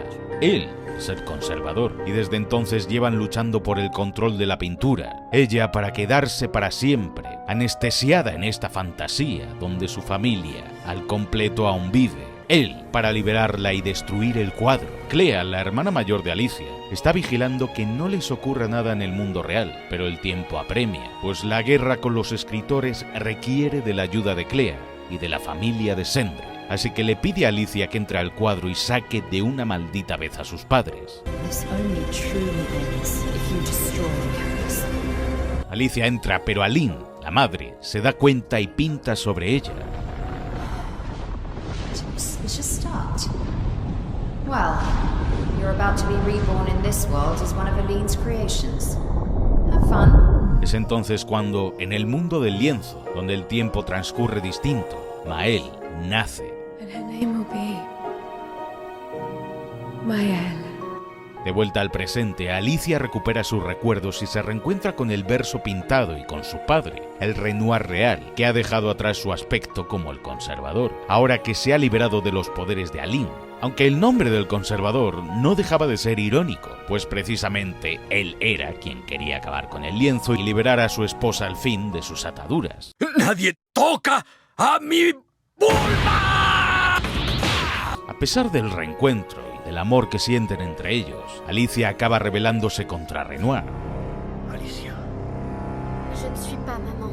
Il n'y a aucune chance que je me perde si je reste. Je sais très bien que ça arrivera. Il est hors de question que je revienne.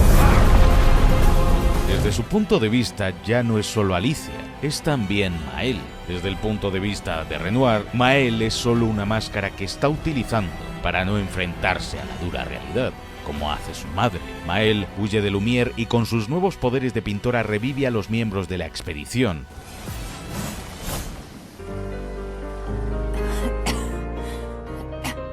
y va en busca de las anteriores expediciones para utilizarlas en una batalla final contra su padre por el control del lienzo.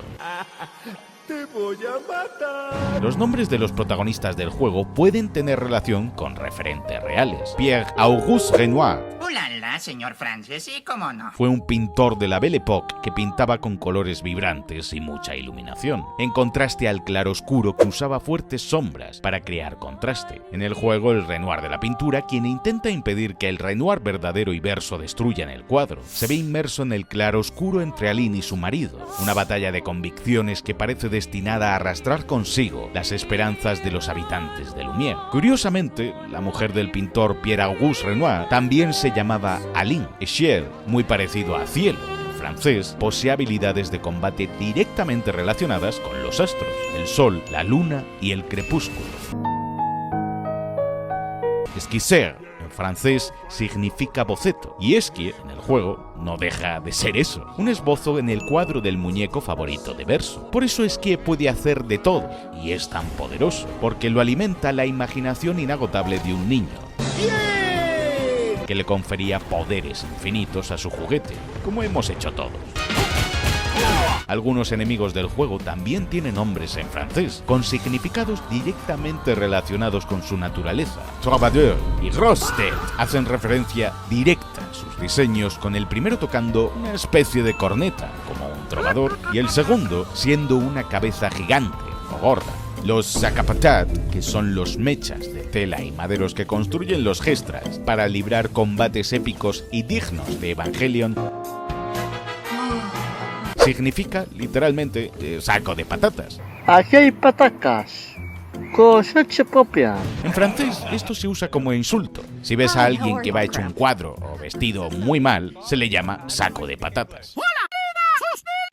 También están los pétanques. Algún día seré deportista profesional de la petanca, deporte nacional en el que se inspira el nombre de estos curiosos personajes, que imitan a algunas de las bolas que emplean en este juego.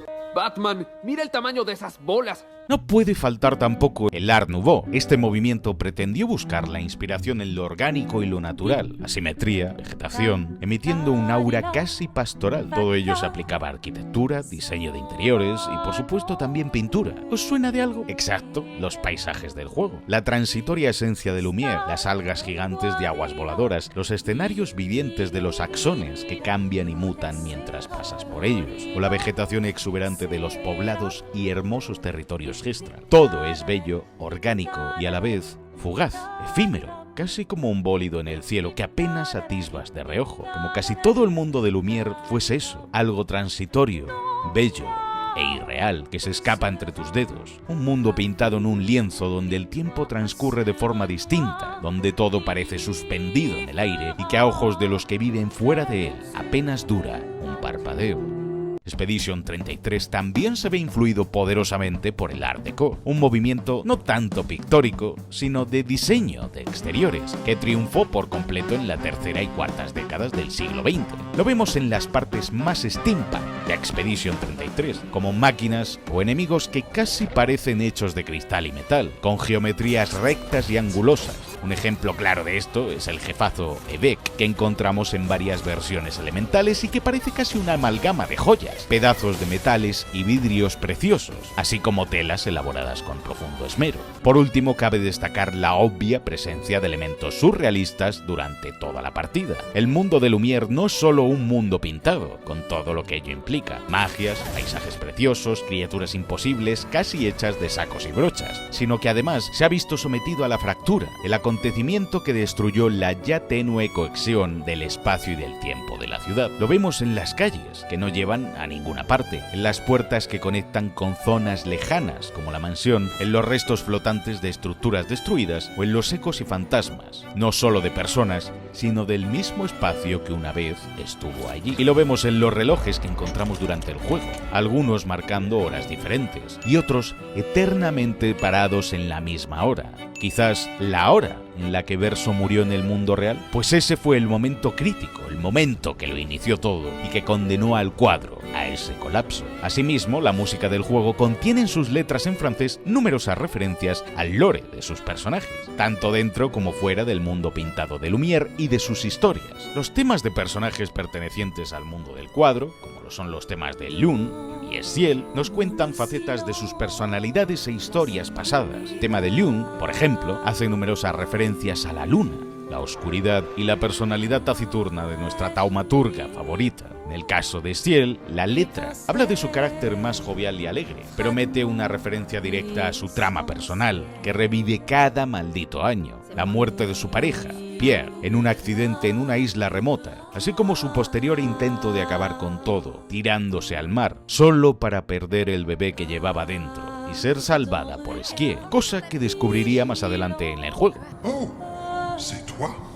Bonjour, mon ami, la terrible nageuse. Tu es venu pour que je t'apprenne à nager? En cambio, las canciones dedicadas a los personajes de la familia de Cendre desvelan detalles importantes de la trama mucho antes de llegar al gran giro con el que abre este acto 3. En el caso de la canción del jefe del dualista, en cuya letra se hace referencia al tira y afloja continuo entre Renoir y Aline por el destino del cuadro, o del tema de Chir-la-Toi, que suena en el Mapamundi durante el acto 2 y en el que se habla directamente de los deseos del Verso pintado, de destruir el cuadro y liberar a su madre del tormento que ella misma se autoimpuesto. Quizás el ejemplo más claro de esta dinámica es la canción de Alicia, que suena en la pantalla de inicio del juego. La canción original está en un idioma inventado que usan en diversas piezas musicales, pero cuando más adelante escuchamos su versión en francés, que lleva el nombre de Maël, descubrimos que la canción alude directamente a Alicia, o a Maël, con su nueva identidad dentro del cuadro, y a su habilidad para pintar mundos eternamente. El compositor de la banda sonora del juego es Laurent Starr, quien había compuesto tanta cantidad de temas para Expedition 33 que la banda sonora definitiva tuvo que ser recortada drásticamente a la mitad de todo el material que el músico había compuesto. En este punto de la partida es cuando entendemos también el significado real del croma. El croma es la esencia que utilizan los pintores del mundo real, como Aline, Renoir o la propia Maël, para pintar sus mundos y dar vida a las criaturas que los habitan, como los Gestrals y los Nebrones, y también a los humanos que viven dentro del cuadro. Los axones, aunque ya he mencionado a dos, que tenemos que derrotar en el anterior acto, guardan todavía más secretos. En neurociencia, los axones son la prolongación de las neuronas por las que se transmiten los impulsos nerviosos. Nuestros propios nervios están formados por una miríada de axiones que se unen y envuelven de una cápsula. La palabra Nebrón no te recuerda a la palabra ¡cabrón! Neurona. Al fin y al cabo, todo el juego nos encontramos peleando, aunque a primera vista no seamos conscientes, en dos campos de batalla. Uno, el de Lumière, más palpable, más físico.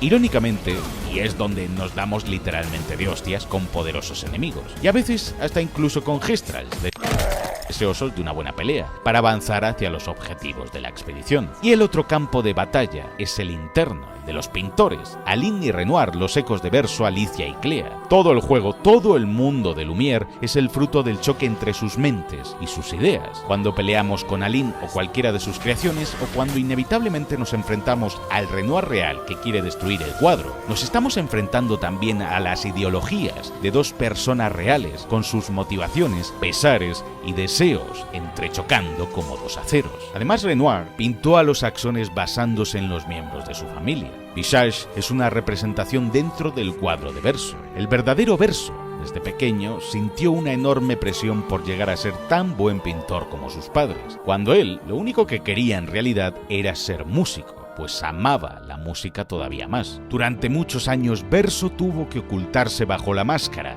de ser el pintor que su familia quería que fuese. Además, narrativamente, Visage representa las mentiras que el Verso pintado le cuenta al grupo para que lo ayuden en una misión que va claramente en contra de ellos y sus objetivos originales. Sirène, en cambio, representa a Aline. A ojos de Renoir, su esposa es la tejedora de las maravillas, la gran artista, que ahora juega dentro del cuadro con sus propias creaciones. Cuando Sirène mira en el interior de Verso para ver qué es lo que desea, descubre que no puede ofrecerle nada, pues Verso solo desea una única cosa: la destrucción del lienzo. para que así la Aline real pueda ser libre al fin. El Axón muerto de la vieja Lumière, que parece llevar a cuestas toda una ciudad, al igual que Atlas sostenía el cielo en los mitos griegos, es la versión de los axones de Clea y representa la carga de los pecados pasados, lo muerto y lo olvidado, aquello que dejamos atrás para no tener que soportarlo nosotros, como lo que hacen personajes como Aline en el juego, que incapaz de aguantar la tristeza por la muerte de su hijo, se sumerge en el mundo del cuadro para empezar una nueva vida con su familia pintada, o como Clea, que carga sus espaldas con los restos de la familia de Sindri, ya que ellos no pueden o no quieren. El cuarto axón, el Esper, representa los deseos de Renoir de que su hija, Alicia, llegue a ser la mejor versión de sí misma, y es allí mismo, en la cima del axón, donde reside la versión pintada de Alicia, a partir del acto 2. Durante todo el juego también veremos sombras, como fantasmas de personas. Son los ecos de la familia de Sindri que se mantienen aún en el cuadro. Entre las sombras veremos varias veces a un niño pequeño. Se trata de los ecos del verso original, del niño que era cuando pintó el cuadro con su croma y que jugaba dentro con sus amigos y creaciones. Echando la vista atrás nos daremos cuenta de que sus conversaciones velaban detalles muy concretos acerca de verso y lo sucedido con el cuadro. Por ejemplo, en el santuario ancestral parece querer recordar los nombres de su padre y hermana, farfullando palabras como re o cle, murmurándolas. En el monolito, el mismo crío desdibujado nos hablará de nuevo del tren que le ha comprado su mamá y que podrán utilizarlo para viajar a su ciudad natal, Lumière. En Hojas que caen hay una trampilla con el espectro del niño y una mujer de savia. La mujer de savia parece ser un eco de algún tipo de Clea, quizás de su determinación o de sus deseos pasados por jugar con su hermano en el cuadro, pues cuando hablamos con ella nos dice que lo está haciendo por respetar lo que crearon una vez juntos. De hecho, en el campo de batalla olvidado encontramos a un espectro que puede ser directamente el de Clea, con su actitud altanera y seria de siempre. Y si hablas con ella, como Mael, te dirá que sigas jugando con tus amiguitos, que ya se encargará ella de todo. En Visage, la figura de un hombre nos hablará de la muerte de Verso y de la cruenta guerra entre escritores y pintores, un tema que curiosamente no se trata mucho en el juego, y que muchos sospechan que podría ser la clave de una posible secuela del Expedition. Esta figura también nos confirma que el axón de Visage es parte de la historia de Verso. En el Esper, otra figura de hombre se referirá a Alicia y a las cicatrices que carga y porta, diciendo que le gustaría poder aliviarla. ¿Será Renoir este tío? ¿Soy yo? El juego también se puede interpretar desde el punto de vista de las ciencias ocultas. En la alquimia, más allá de intentar convertir metales en oro, se busca refinar el alma humana, pasar de un estado imperfecto a uno más puro y unificado. Este proceso se representa mediante elementos y símbolos que reflejan etapas de autoconocimiento, confrontación interna y evolución espiritual. Uno de los pilares es la relación entre los 4 elementos clásicos: tierra, agua, aire y fuego, y los llamados 3 principios alquímicos: la sal, el mercurio y el azufre. Estos surgen de combinaciones de los elementos, y en la alquimia interna simbolizan cuerpo, la sal, espíritu, el mercurio y el alma, el azufre. Aplicado a la Expedition 33, esto se puede reinterpretar. El cuerpo representa el mundo físico fuera del lienzo, el espíritu es la conciencia de los personajes dentro de ese mundo, y el alma es el propio lienzo y su contenido. Además, el juego está lleno y plagado de símbolos alquímicos que apuntan a este proceso de transformación.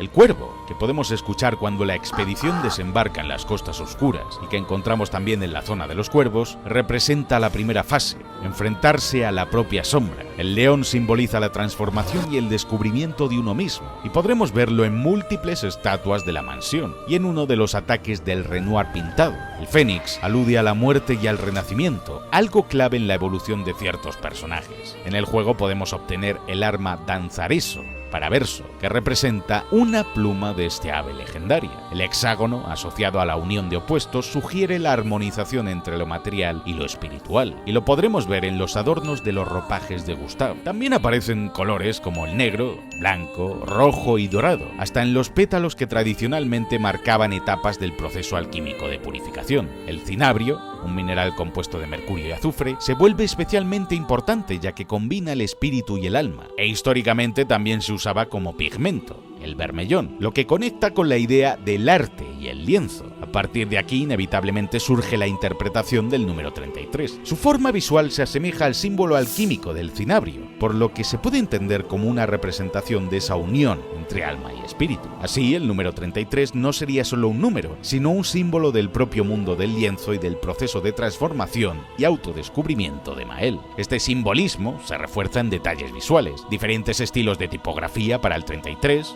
cuadrado o el circular, reflejan la poderosa dualidad entre lo material y lo espiritual, o entre las dos identidades del personaje principal. El paso de un diseño deteriorado a uno dorado sugiere el viaje desde ese estado imperfecto hacia la obra final, alquímica. Incluso escenarios como la orilla oscura con su color rojizo pueden interpretarse como representación de cinabrio, siendo el punto de partida de este proceso. Respecto a los colores de los pétalos en el juego, ya hemos mencionado que el rojo pertenece a Renoir y el blanco a Lynn, la madre. Pero a estas alturas de la partida hemos visto también pétalos dorados e incluso grises. Mael o Alicia es el dorado, pero no se restringe el uso de este color únicamente a ella. Clea, su otra hermana, también lo emplea a veces. Simón se desvanece la primera vez en pétalos dorados de Clea, pero la segunda lo hace en blanco, el color principal de Aline, y en rojo, pues Renoir alteró su mente. Mael trata de pintar en rojo, pero no le sale. Papa y arrive si fácilmente. Y luego consigue pintar finalmente con el dorado, que es su color también, en el interior del cuadro. Alicia pintada se desvanece en pétalos y colores rojos, pues fue Renoir quien la pintó y no Aline, ya que no quería que recordase el incendio ni la muerte de Verso, ni su cara, mientras que Renoir sí que quería recordárselo. Alicia se disuelve por primera vez en rojo, pues es obra del gommage de Renoir, pero se rehace de nuevo en dorado. A veces los personajes se deshacen en el color con el que fueron pintados, otros con el que los borran, y otras veces con ambos. En el acto 3 podremos enfrentarnos a algunos de los jefes secretos más difíciles de todo el juego, típico de los JRPGs, ¿verdad? Primera misión, mata a Dios y luego mata a jefazos ultra difíciles en los últimos compases de la aventura. Durante Expedition 33 hemos tenido la oportunidad de batirnos con jefes poderosos, como algunos de los enemigos cromáticos opcionales tocapelotas que aparecen tanto en áreas opcionales como obligatorias. Muchos de ellos, como el jodido monstruo marino gigante o Sprung que podemos enfrentar en el acto 1, son una locura enfrentarlos en el punto del juego en el que damos con ellos, porque todavía no contamos con el Pictos, poder de la pintura, y que obtendremos al derrotar a la pintora y que nos dejará rebasar el límite de daño de 9.999. ¡El poder es demasiado! Ahora sí que más de uno tendrá ganas de volver a donde estaba Golgra y partirle su maldita cara de brocha de una sola torta. También hay jefes opcionales que iremos topándonos, como el Carroñero o el Serpenfar, que siendo jodidos para el momento en que nos toca, tampoco son tanta locura.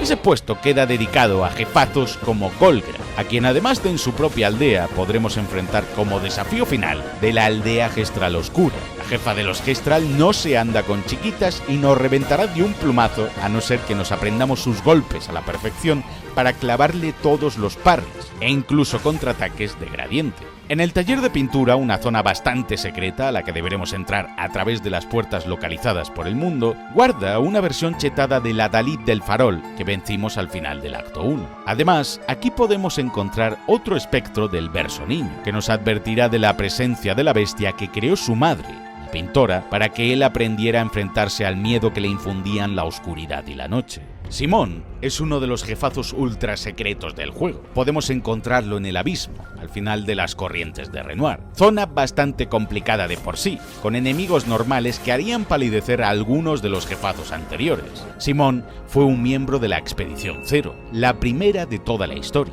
y un cercano amigo de Verso. Estaba enamorado de la hija de Renoir, Clea. La Clea real capturó a su versión pintada y se hizo pasar por ella para manipular a Simón. Lo engañó y le dio el poder necesario para vencer a los Axones. El resultado de ello es el Axón caído que podemos ver en la vieja Lumière, y que es una representación más de Clea dentro del cuadro. La mansión voladora de Clea está llena de estatuas, pero esta es la única que no podemos reconocer porque no existe en el juego. Pertenece a un enemigo descartado llamado Cultista Duelista, uno de los muchos que recortaron del juego final. Cuando por fin lo derrotamos, tendremos acceso a su diario. En él podemos ver cómo la mente de Simón se ha ido deteriorando con el tiempo. Sigue amando irremediablemente a la Clea pintada, que está encerrada en la mansión voladora, y maldice a la Clea real por darle el poder para destruir a los Axones y entrar en el monolito. Con la ayuda de Aline, llegó al abismo, al fondo del monolito, para enfrentarse al conservador, pero sus poderes eran demasiado hasta para él, y ahora solo siente desesperación y rabia. Su batalla es una de las más difíciles del juego, poniendo a prueba los reflejos que hemos ido desarrollando hasta ahora. Es prácticamente imposible derrotarlo a la primera, a no ser que traigamos una de las builds más rotas del juego con Mael o Verso y le hagamos daño masivo. Al derrotarlo también obtendremos una nueva arma para Verso, Lastimoso. En la Torre Infinita también encontraremos nuevos jefazos a los que enfrentarnos. Aquí el espectro de Clea hablará con Mael, aleccionándola como siempre, y luego le dirá que si quiere enfrentarse a los desafíos con los que ella y Verso jugaban de pequeño. Tendremos acceso a un montón de desafíos de combate, concretamente 33. ¿Coincidencia? ¡No lo creo! Que culminarán contra un jefazo que es una versión mejorada del jefe final del juego, junto al jefe de la pintora. Además, desde una actualización encontraremos aquí versiones de otros 4 jefazos del juego, un par de dualistas, un nuevo Adalid del farol, más loco, farolero y furioso que nunca, una versión de Clea que nos destrozará sin miramientos y el jefe más loco y jodido de todo el juego, un Simón completamente renovado, al que tendremos que hacer tal cantidad de parries seguidos para sobrevivir que más de uno descubrirá sus dotes para la música gracias a este juego, con estos hijos de la gran... Clea es un personaje curioso, aparentemente es la más fría de los hermanos, recta e incluso borde con Alicia al otro lado del cuadro. Llega incluso a burlarse de ella cuando es atrapada por Aline y se reencarna en Mael. Calm, Alicia, or it'll paint over you. What an auspicious start. Well, you're about to be reborn in this world as one of Aline's creations. Have fun. Fue ella quien creó a los Nebrones junto a Verso de pequeños, y ahora los está utilizando para ayudar a su padre a derrotar a su madre, la pintora, y lograr al fin salir todos del cuadro. Los Nebrones blancos, de hecho, pueden ser parte de una primera tanda de Nebrones que acabaron mal hechos y que ahora buscan recibir algún mensaje de su creadora. Cuando un Nebrón mata a un expedicionario, el croma de su cuerpo no regresa a Aline, sino que se queda atrapado en el Nebrón. Así Clea se las ingenió para poco a poco ir debilitando los poderes de la pintora, es decir, de su madre. También sabemos que fue ella quien entró en contacto con la Expedición Zero, secuestró a la Clea pintada y contó la verdad al Verso y al Renoir pintados, solo para intentar acabar con ellos poco después. Tras su fachada fría y sin escrúpulos se esconde realmente la necesidad de seguir adelante, que parece habérsele olvidado a su hermana y a su madre. Solo su padre se parece un poco más a ella en ese sentido. You're home? After all that with your mother, you want to stay? You know how little remains of my life outside. Alicia, you'll die. You've already been here longer than you should. Pero desde una perspectiva más compasiva. Clea necesita que su familia se libere para continuar con la guerra que están librando en el mundo real contra los escritores. La Clea pintada podemos encontrarla en la mansión voladora y es uno de los jefes secretos del final del juego, capaz de conjurar a poderosos Nebrones que nos harán picadillo. Uno de los espectros del Verso niño nos pedirá que le devolvamos el color a sus pinturas para ayudarla y quizás liberarla. Ella es calmada, callada, muda. Prácticamente tiene la mente y la voluntad secuestradas por la Clea real y ha quedado convertida en una fábrica constante de Nebrones. Et maintenant, elle peint des névrons. Al terminar con ella, Clea decide elegir la muerte, un final que todos los miembros de su familia pintada, salvo Renoir, acabaron de un modo u otro deseando. Unpaint me.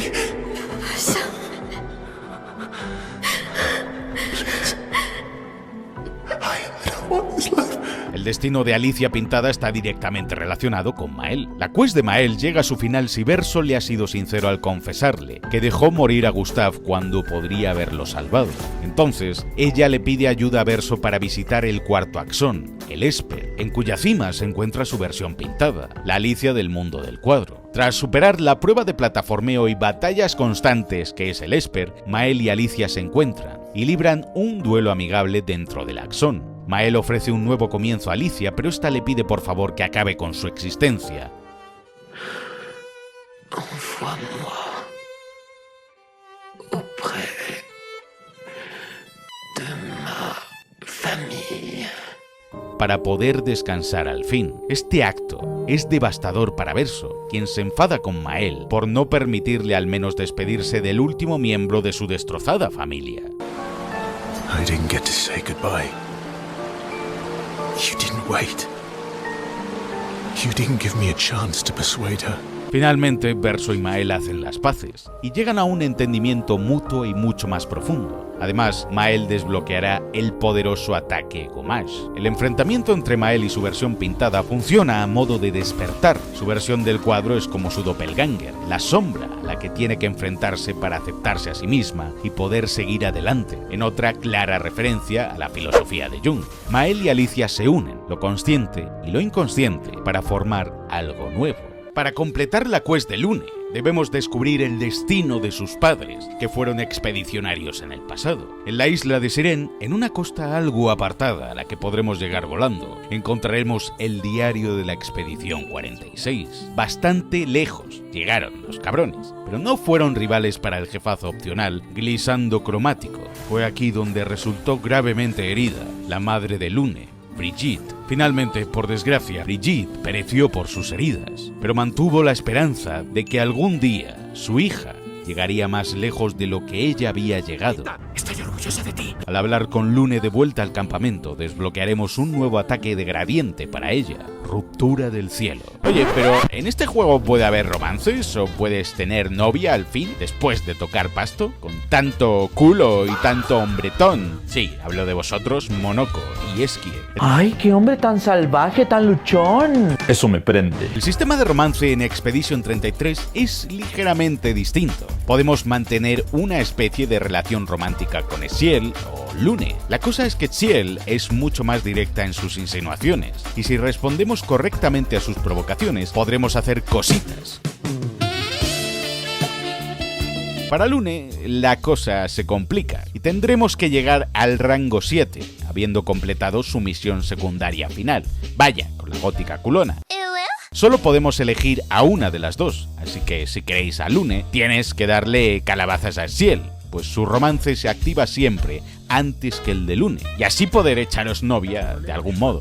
Por fin. La trama para subir la relación al máximo con Eskie te llevará a enfrentarte de nuevo con François, su jurado archienemigo. Si lo hacemos, conseguiremos una nueva piedra para Eskie y desbloquearemos la habilidad de buceo, esencial para llegar a algunas zonas secretas del final del juego. A cambio, a François le daremos una piedra que se asemeja a él con su querida Clea en la espalda. Quedará tan contento, pues fue Clea quien lo pintó de pequeña, quien siempre entraba a jugar con él. La amistad entre Eskie y Verso es una de las más potentes del juego. Eskie, al fin y al cabo, era el juguete favorito de Verso cuando era niño, y este lo pintó en su cuadro para poder jugar con él. En la cama de una de las habitaciones de la mansión encontramos de hecho un peluche de Eskie. En la habitación de Verso también hay un tren de juguete como el del monolito, el carrusel de corazones helados y hasta pequeños gestrals en miniatura. Otro de los inseparables amigos de Verso es Monoko. Monoko, como ya sabéis, no es solamente su amigo en el cuadro, sino que era el perro de la familia en el mundo real, que Verso pintó en un lienzo para poder seguir jugando con él tras su muerte. La quiz de Monoko nos llevará directamente a devolverle a la vida a Noko, que pereció en el enfrentamiento con Renoir en la vieja Lumière. Como podremos descubrir en la sección en la que manejamos a Mael al comienzo del acto 3, Noko era el otro perro de la familia y amigo inseparable de Monoko. Para devolverlo a la vida debemos acompañar a Monoko a plantarle cara a Golgra, para que ella así le ayude a acelerar el proceso de reencarnación del croma que Noko posee en el río sagrado. Aunque el nuevo Noko no es el mismo que conocíamos, Monoko nos estará eternamente agradecido y nuestra relación con él llegará a su nivel máximo. Pero hablemos del DLC. Hay una nueva zona. ¿Qué zona? Mi cabezona. Los borradores de Verso. Esta zona era el lugar en el que Verso jugaba de niño y está lleno de juguetes, globos, chucherías gigantes y todo lo que se te pueda imaginar que le guste a un niño. Aquí veremos a un montón de gestrals divirtiéndose en parques acuáticos y atracciones de todo tipo, y a nebrones que parecen sacados de un cuento infantil o de un circo. Un enemigo recurrente en esta zona son versiones pequeñas de François, y el escenario estará lleno de referencias a Eskie. Definitivamente la rivalidad entre estos dos personajes es el elemento narrativo que vertebra todo el juego. Habrá por todo el DLC mini jefes poderosos que nos recompensarán con nuevos pictos y otros ítems. que a estas alturas del juego poco desafío van a suponer si nos hemos pasado todos los jefazos secretos del juego base. Hay también multitud de puzzles, desafíos, un salto con trampolín, un columpio y varias rayuelas. Juego que se cree que tiene su origen en el Renacimiento europeo, tras la publicación de la Divina Comedia de Dante, donde el personaje titular debe avanzar por 9 mundos distintos para alcanzar el ansiado paraíso. Aunque también podremos subirnos a un carrusel, que hará marearse a algunos de los personajes, así como tener acceso a algunos de los trajes más disparatados y chidos de todo el juego, como el traje de esquí. En varios de los minijuegos y desafíos del DLC podremos obtener trozos de un pastel, uno de un puzzle de estatuas brillantes de esquí, otro consiguiendo el barquito que ha perdido un niño Gestral, y el otro como recompensa por subirse todos los personajes al carrusel. Si conseguimos los 3, se nos abrirá la puerta de la tarta de cumpleaños, y al otro lado podremos subirnos a unos trenes voladores que llegan al destino final del DLC, la raíz de todo mal. Aquí deberemos enfrentarnos al primo malvado de Skie, Oskio. Oskio es el mayor devorador de tartas del universo, y es tan malvado que amenaza con destruir todo a su paso.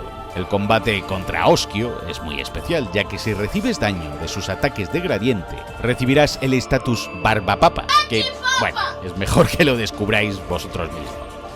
Oskio se mantiene en el punto medio de dificultad perfecto para ser bastante disfrutón. Por derrotarlo, además de una épica cinemática, podremos comprar el traje de Oskio para todos los miembros del grupo, el cual te permite planear, y si empiezas NG+, podremos equipárselo a Gustav y planear con él como si no hubiese un mañana. ¡Chúpate esa, no más!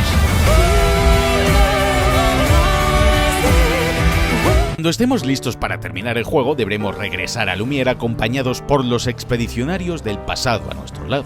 La entrada en Lumière es espectacular. Demain viendra. ¡Muerte a Francia! ¡Muerte! Música en las escenas te pondrá la piel de gallina. Si en el prólogo hablaste con Estelle frente a la estatua de Skie y elegiste la opción de diálogo correcta, al regresar a Lumière hacia el final del juego, la estatua tendrá el nombre de Sophie grabado en su base. Pero realmente no hay una opción de diálogo correcta. Depende de lo que le digamos a la escultora, tendrá un color u otro, o hasta la forma de un Nebrón distinto. Pero si no interactuamos con la escultora, la estatua seguirá tal cual en este punto del juego y no aparecerá el nombre de Sophie grabado por ninguno de sus lados. ¿Recuerdas también aquel hombre que estaba encerrado en una papelera y que te daba un catalizador de croma? Si regresamos ahora a la misma papelera en la que se escondía, encontraremos un mensaje que él mismo dejó escrito. Previsiblemente el pobre tipo no sobrevivió a algo más, pero tuvo la suerte de encontrar el catalizador de croma perfecto, que muy amablemente nos regala después de su muerte. Era un héroe y no me di cuenta.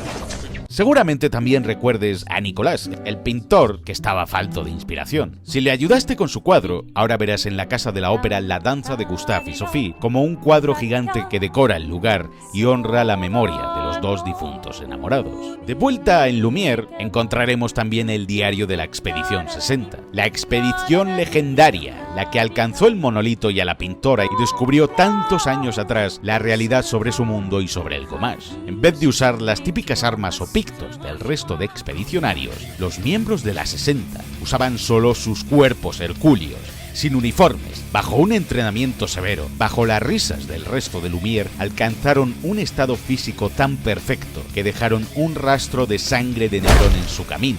Llegaron al monolito superando el desafío de escalada de la playa Gestral en el camino y atravesaron la barrera del monolito a puras hostias y resiliencia.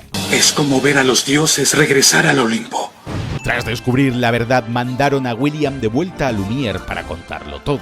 Y el resto se quedó en el monolito luchando de chill contra el conservador. El Renoir real entró al cuadro y fue atrapado por Aline. El conservador fue demasiado para ellos y William tuvo la mala suerte de no llegar a tiempo a Lumière. Pero se quedó tan cerca. El diario estuvo al comienzo todo el tiempo. Larga vida, la mejor expedición de la puta historia. La 59 tuvo un final tan estúpido que da risa. Tras estar vomitando horas enteras por comer carne de Nebrón, la miembro Julien decidió que iba a preparar una comida con los champiñones que recogió del nido de Skie. El veneno de los champiñones fue tal que los cuerpos de los expedicionarios se juntaron y formaron una especie de líquido, o savia.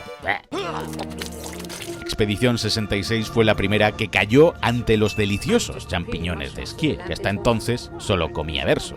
Claro, siendo inmortal, pues él no se moría por ingerirlos. Los diarios de la 58 nos revelan que esta fue la primera expedición que llegó junto a Verso a la vieja Lumière. Fueron masacrados por Renoir, obviamente, pero no sin antes maravillarse ante la presencia del Axón, gigante de la ciudad, el que fue asesinado tiempo atrás por Simón. La expedición 61 fue capaz de llegar a la zona del Esper, donde los Nebrones se peleaban por llegar a lo más alto de la estructura. Antes de morir, Margot, la autora de este diario, alaba la creatividad del Esper y dice que se siente atraída por lo que ha creado ahí. Los de la 64 utilizaron un sistema de radio a larga distancia para dividirse y explorar el continente en pequeños grupos. No se dieron cuenta de que Renoir conocía los códigos con los que se comunicaban, pues estos no se cambiaron desde la fractura, y fue matándolos uno a uno, engañándolos con sus propios códigos. La 84 es el primer diario de las expediciones, cuando éstas se reactivaron tras el primer intento de la expedición 0. En su diario, Jasmine se plantea que la pintora sea una profesora de matemáticas muy cabreada que los está castigando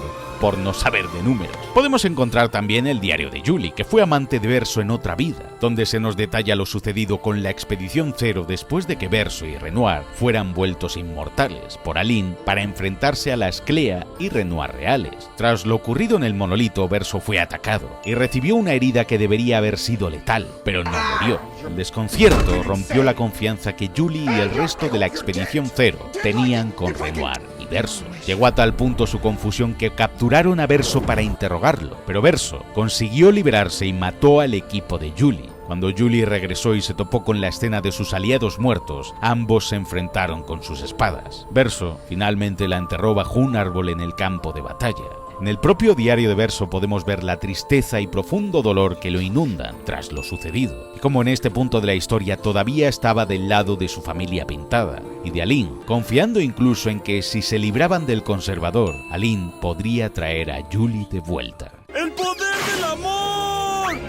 En la mansión podemos encontrar el diario de Aline, donde se detalla el vacío que siente desde la muerte de su hijo y cómo solo con ver a Alicia su rostro le recuerda el dolor por la pérdida de Verso. Finalmente también se refiere a Renoir, sabedora de que su marido no aprueba que ella se pierda entre los recuerdos del mundo pintado de su hijo. También podemos hallar un fragmento del diario de Renoir, en el que el patriarca de la familia de Cendre se lamenta por la actitud reciente de Aline, que parece tan ensimismada con su propio dolor que el resto de la familia ha dejado de existir para ella. Otros fragmentos de diario, en principio anónimos, son realmente de Renoir. En uno de ellos alude directamente a Alicia, intentando consolarla por la pérdida de su hermano Verso, diciéndola que hay más gente que la quiere y que el cielo y el mundo son más grandes de lo que parecen. Otro fragmento está dedicado a su esposa, Aline, y en él habla del arte, de su significado y de lo que siente cuando pinta, encontrando orden entre el caos y que lo prefiere a la mera perfección. El último fragmento claramente previó la tragedia de la familia. Se refiere a su hijo. En él habla a Verso del arte, diciéndole que el gran arte es al mismo tiempo una ventana y un reflejo de uno mismo, diciéndole que no puede haber máscaras entre el artista y su público, una clara referencia al Axon Visage y su concepto de las máscaras, y que su hijo estaba ocultando su verdadera pasión, su amor por la música. Cuando llega el enfrentamiento final con Renoir, nos damos cuenta de lo triste que es esta historia. Maël, Alicia, está luchando por un mundo que es real para ella, que significa tanto para ella como lo significa su familia al otro lado del lienzo. Renoir, en cambio, solo quiere lo mejor para su hija, al igual que quería lo mejor para su mujer. Aunque no es tan burdo como Clea, en su aproximación, no puede dejar de lado su objetivo final, pues ve a los habitantes de Lumière como meras creaciones, una ficción incluso, y no puede permitirse ver a su familia rota por aquello que ellos mismos han creado. Tes amis disent vrai. Mais ça ne change rien. Tu peux me haïr, mais je n'ai pas d'autre choix. No hay maldad en sus intenciones, incluso trata con respeto al resto de miembros de la expedición y siente cierta compasión por ellos, pero no puede permitirse fallar. Dato curioso en este punto, si llevamos a todo el grupo vestido con el traje de baño o con el traje de Baguette, Renoir aparecerá igual vestido, para que veas lo empático que puede llegar a ser el padre de familia de los Descendants. Durante la batalla final con Renoir podremos escuchar la canción In Via Peindre, una vida para pintar,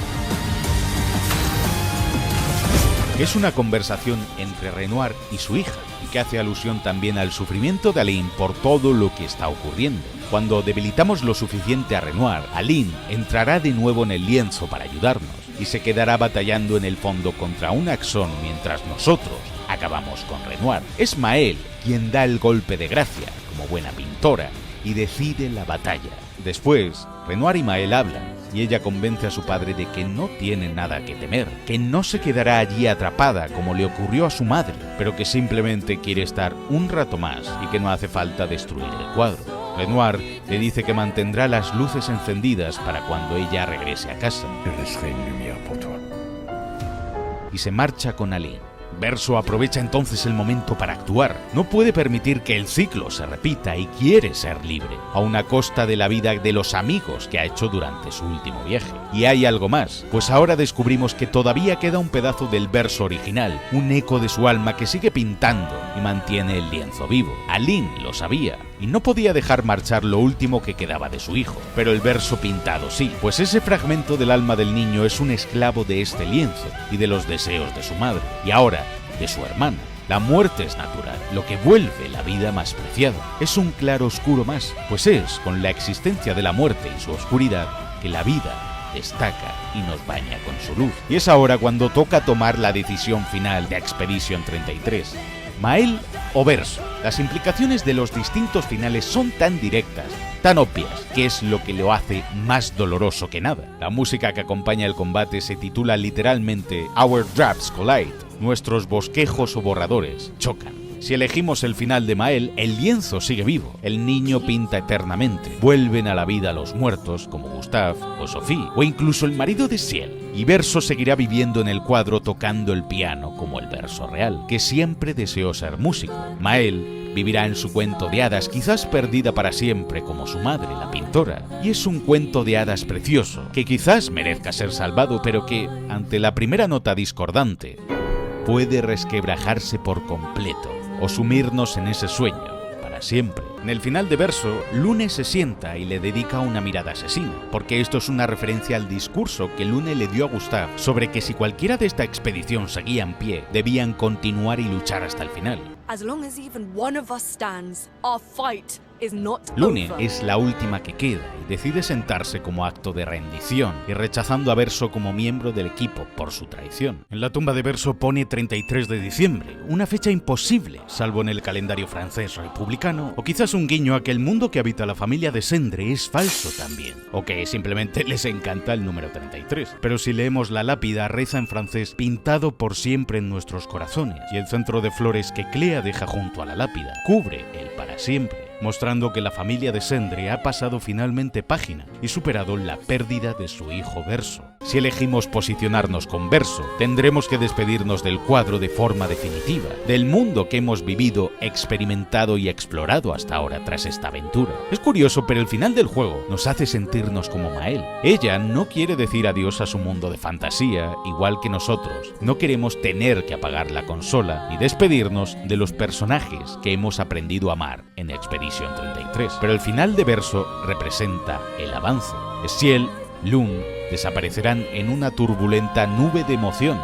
Verso se despedirá de Monoko y Esquier. El eco del alma de Verso podrá descansar al fin.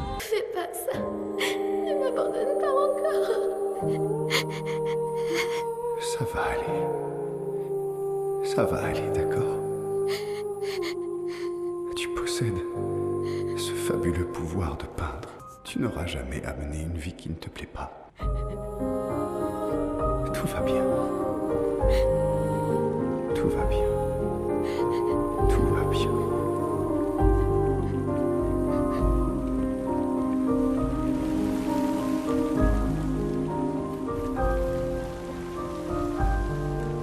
Mes amis, vous me manquerez.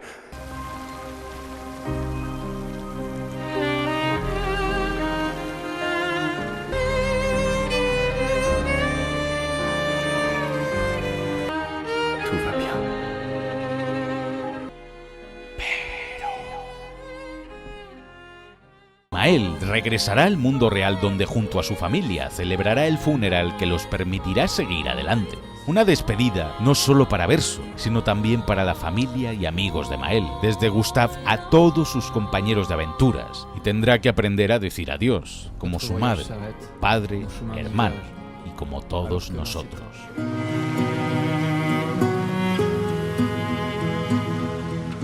Dale a like para llorar si te costó despedirte del Expedition 33 y suscríbete para unirte a la expedición de los 5 millones de suscriptores, porque el próximo vídeo es...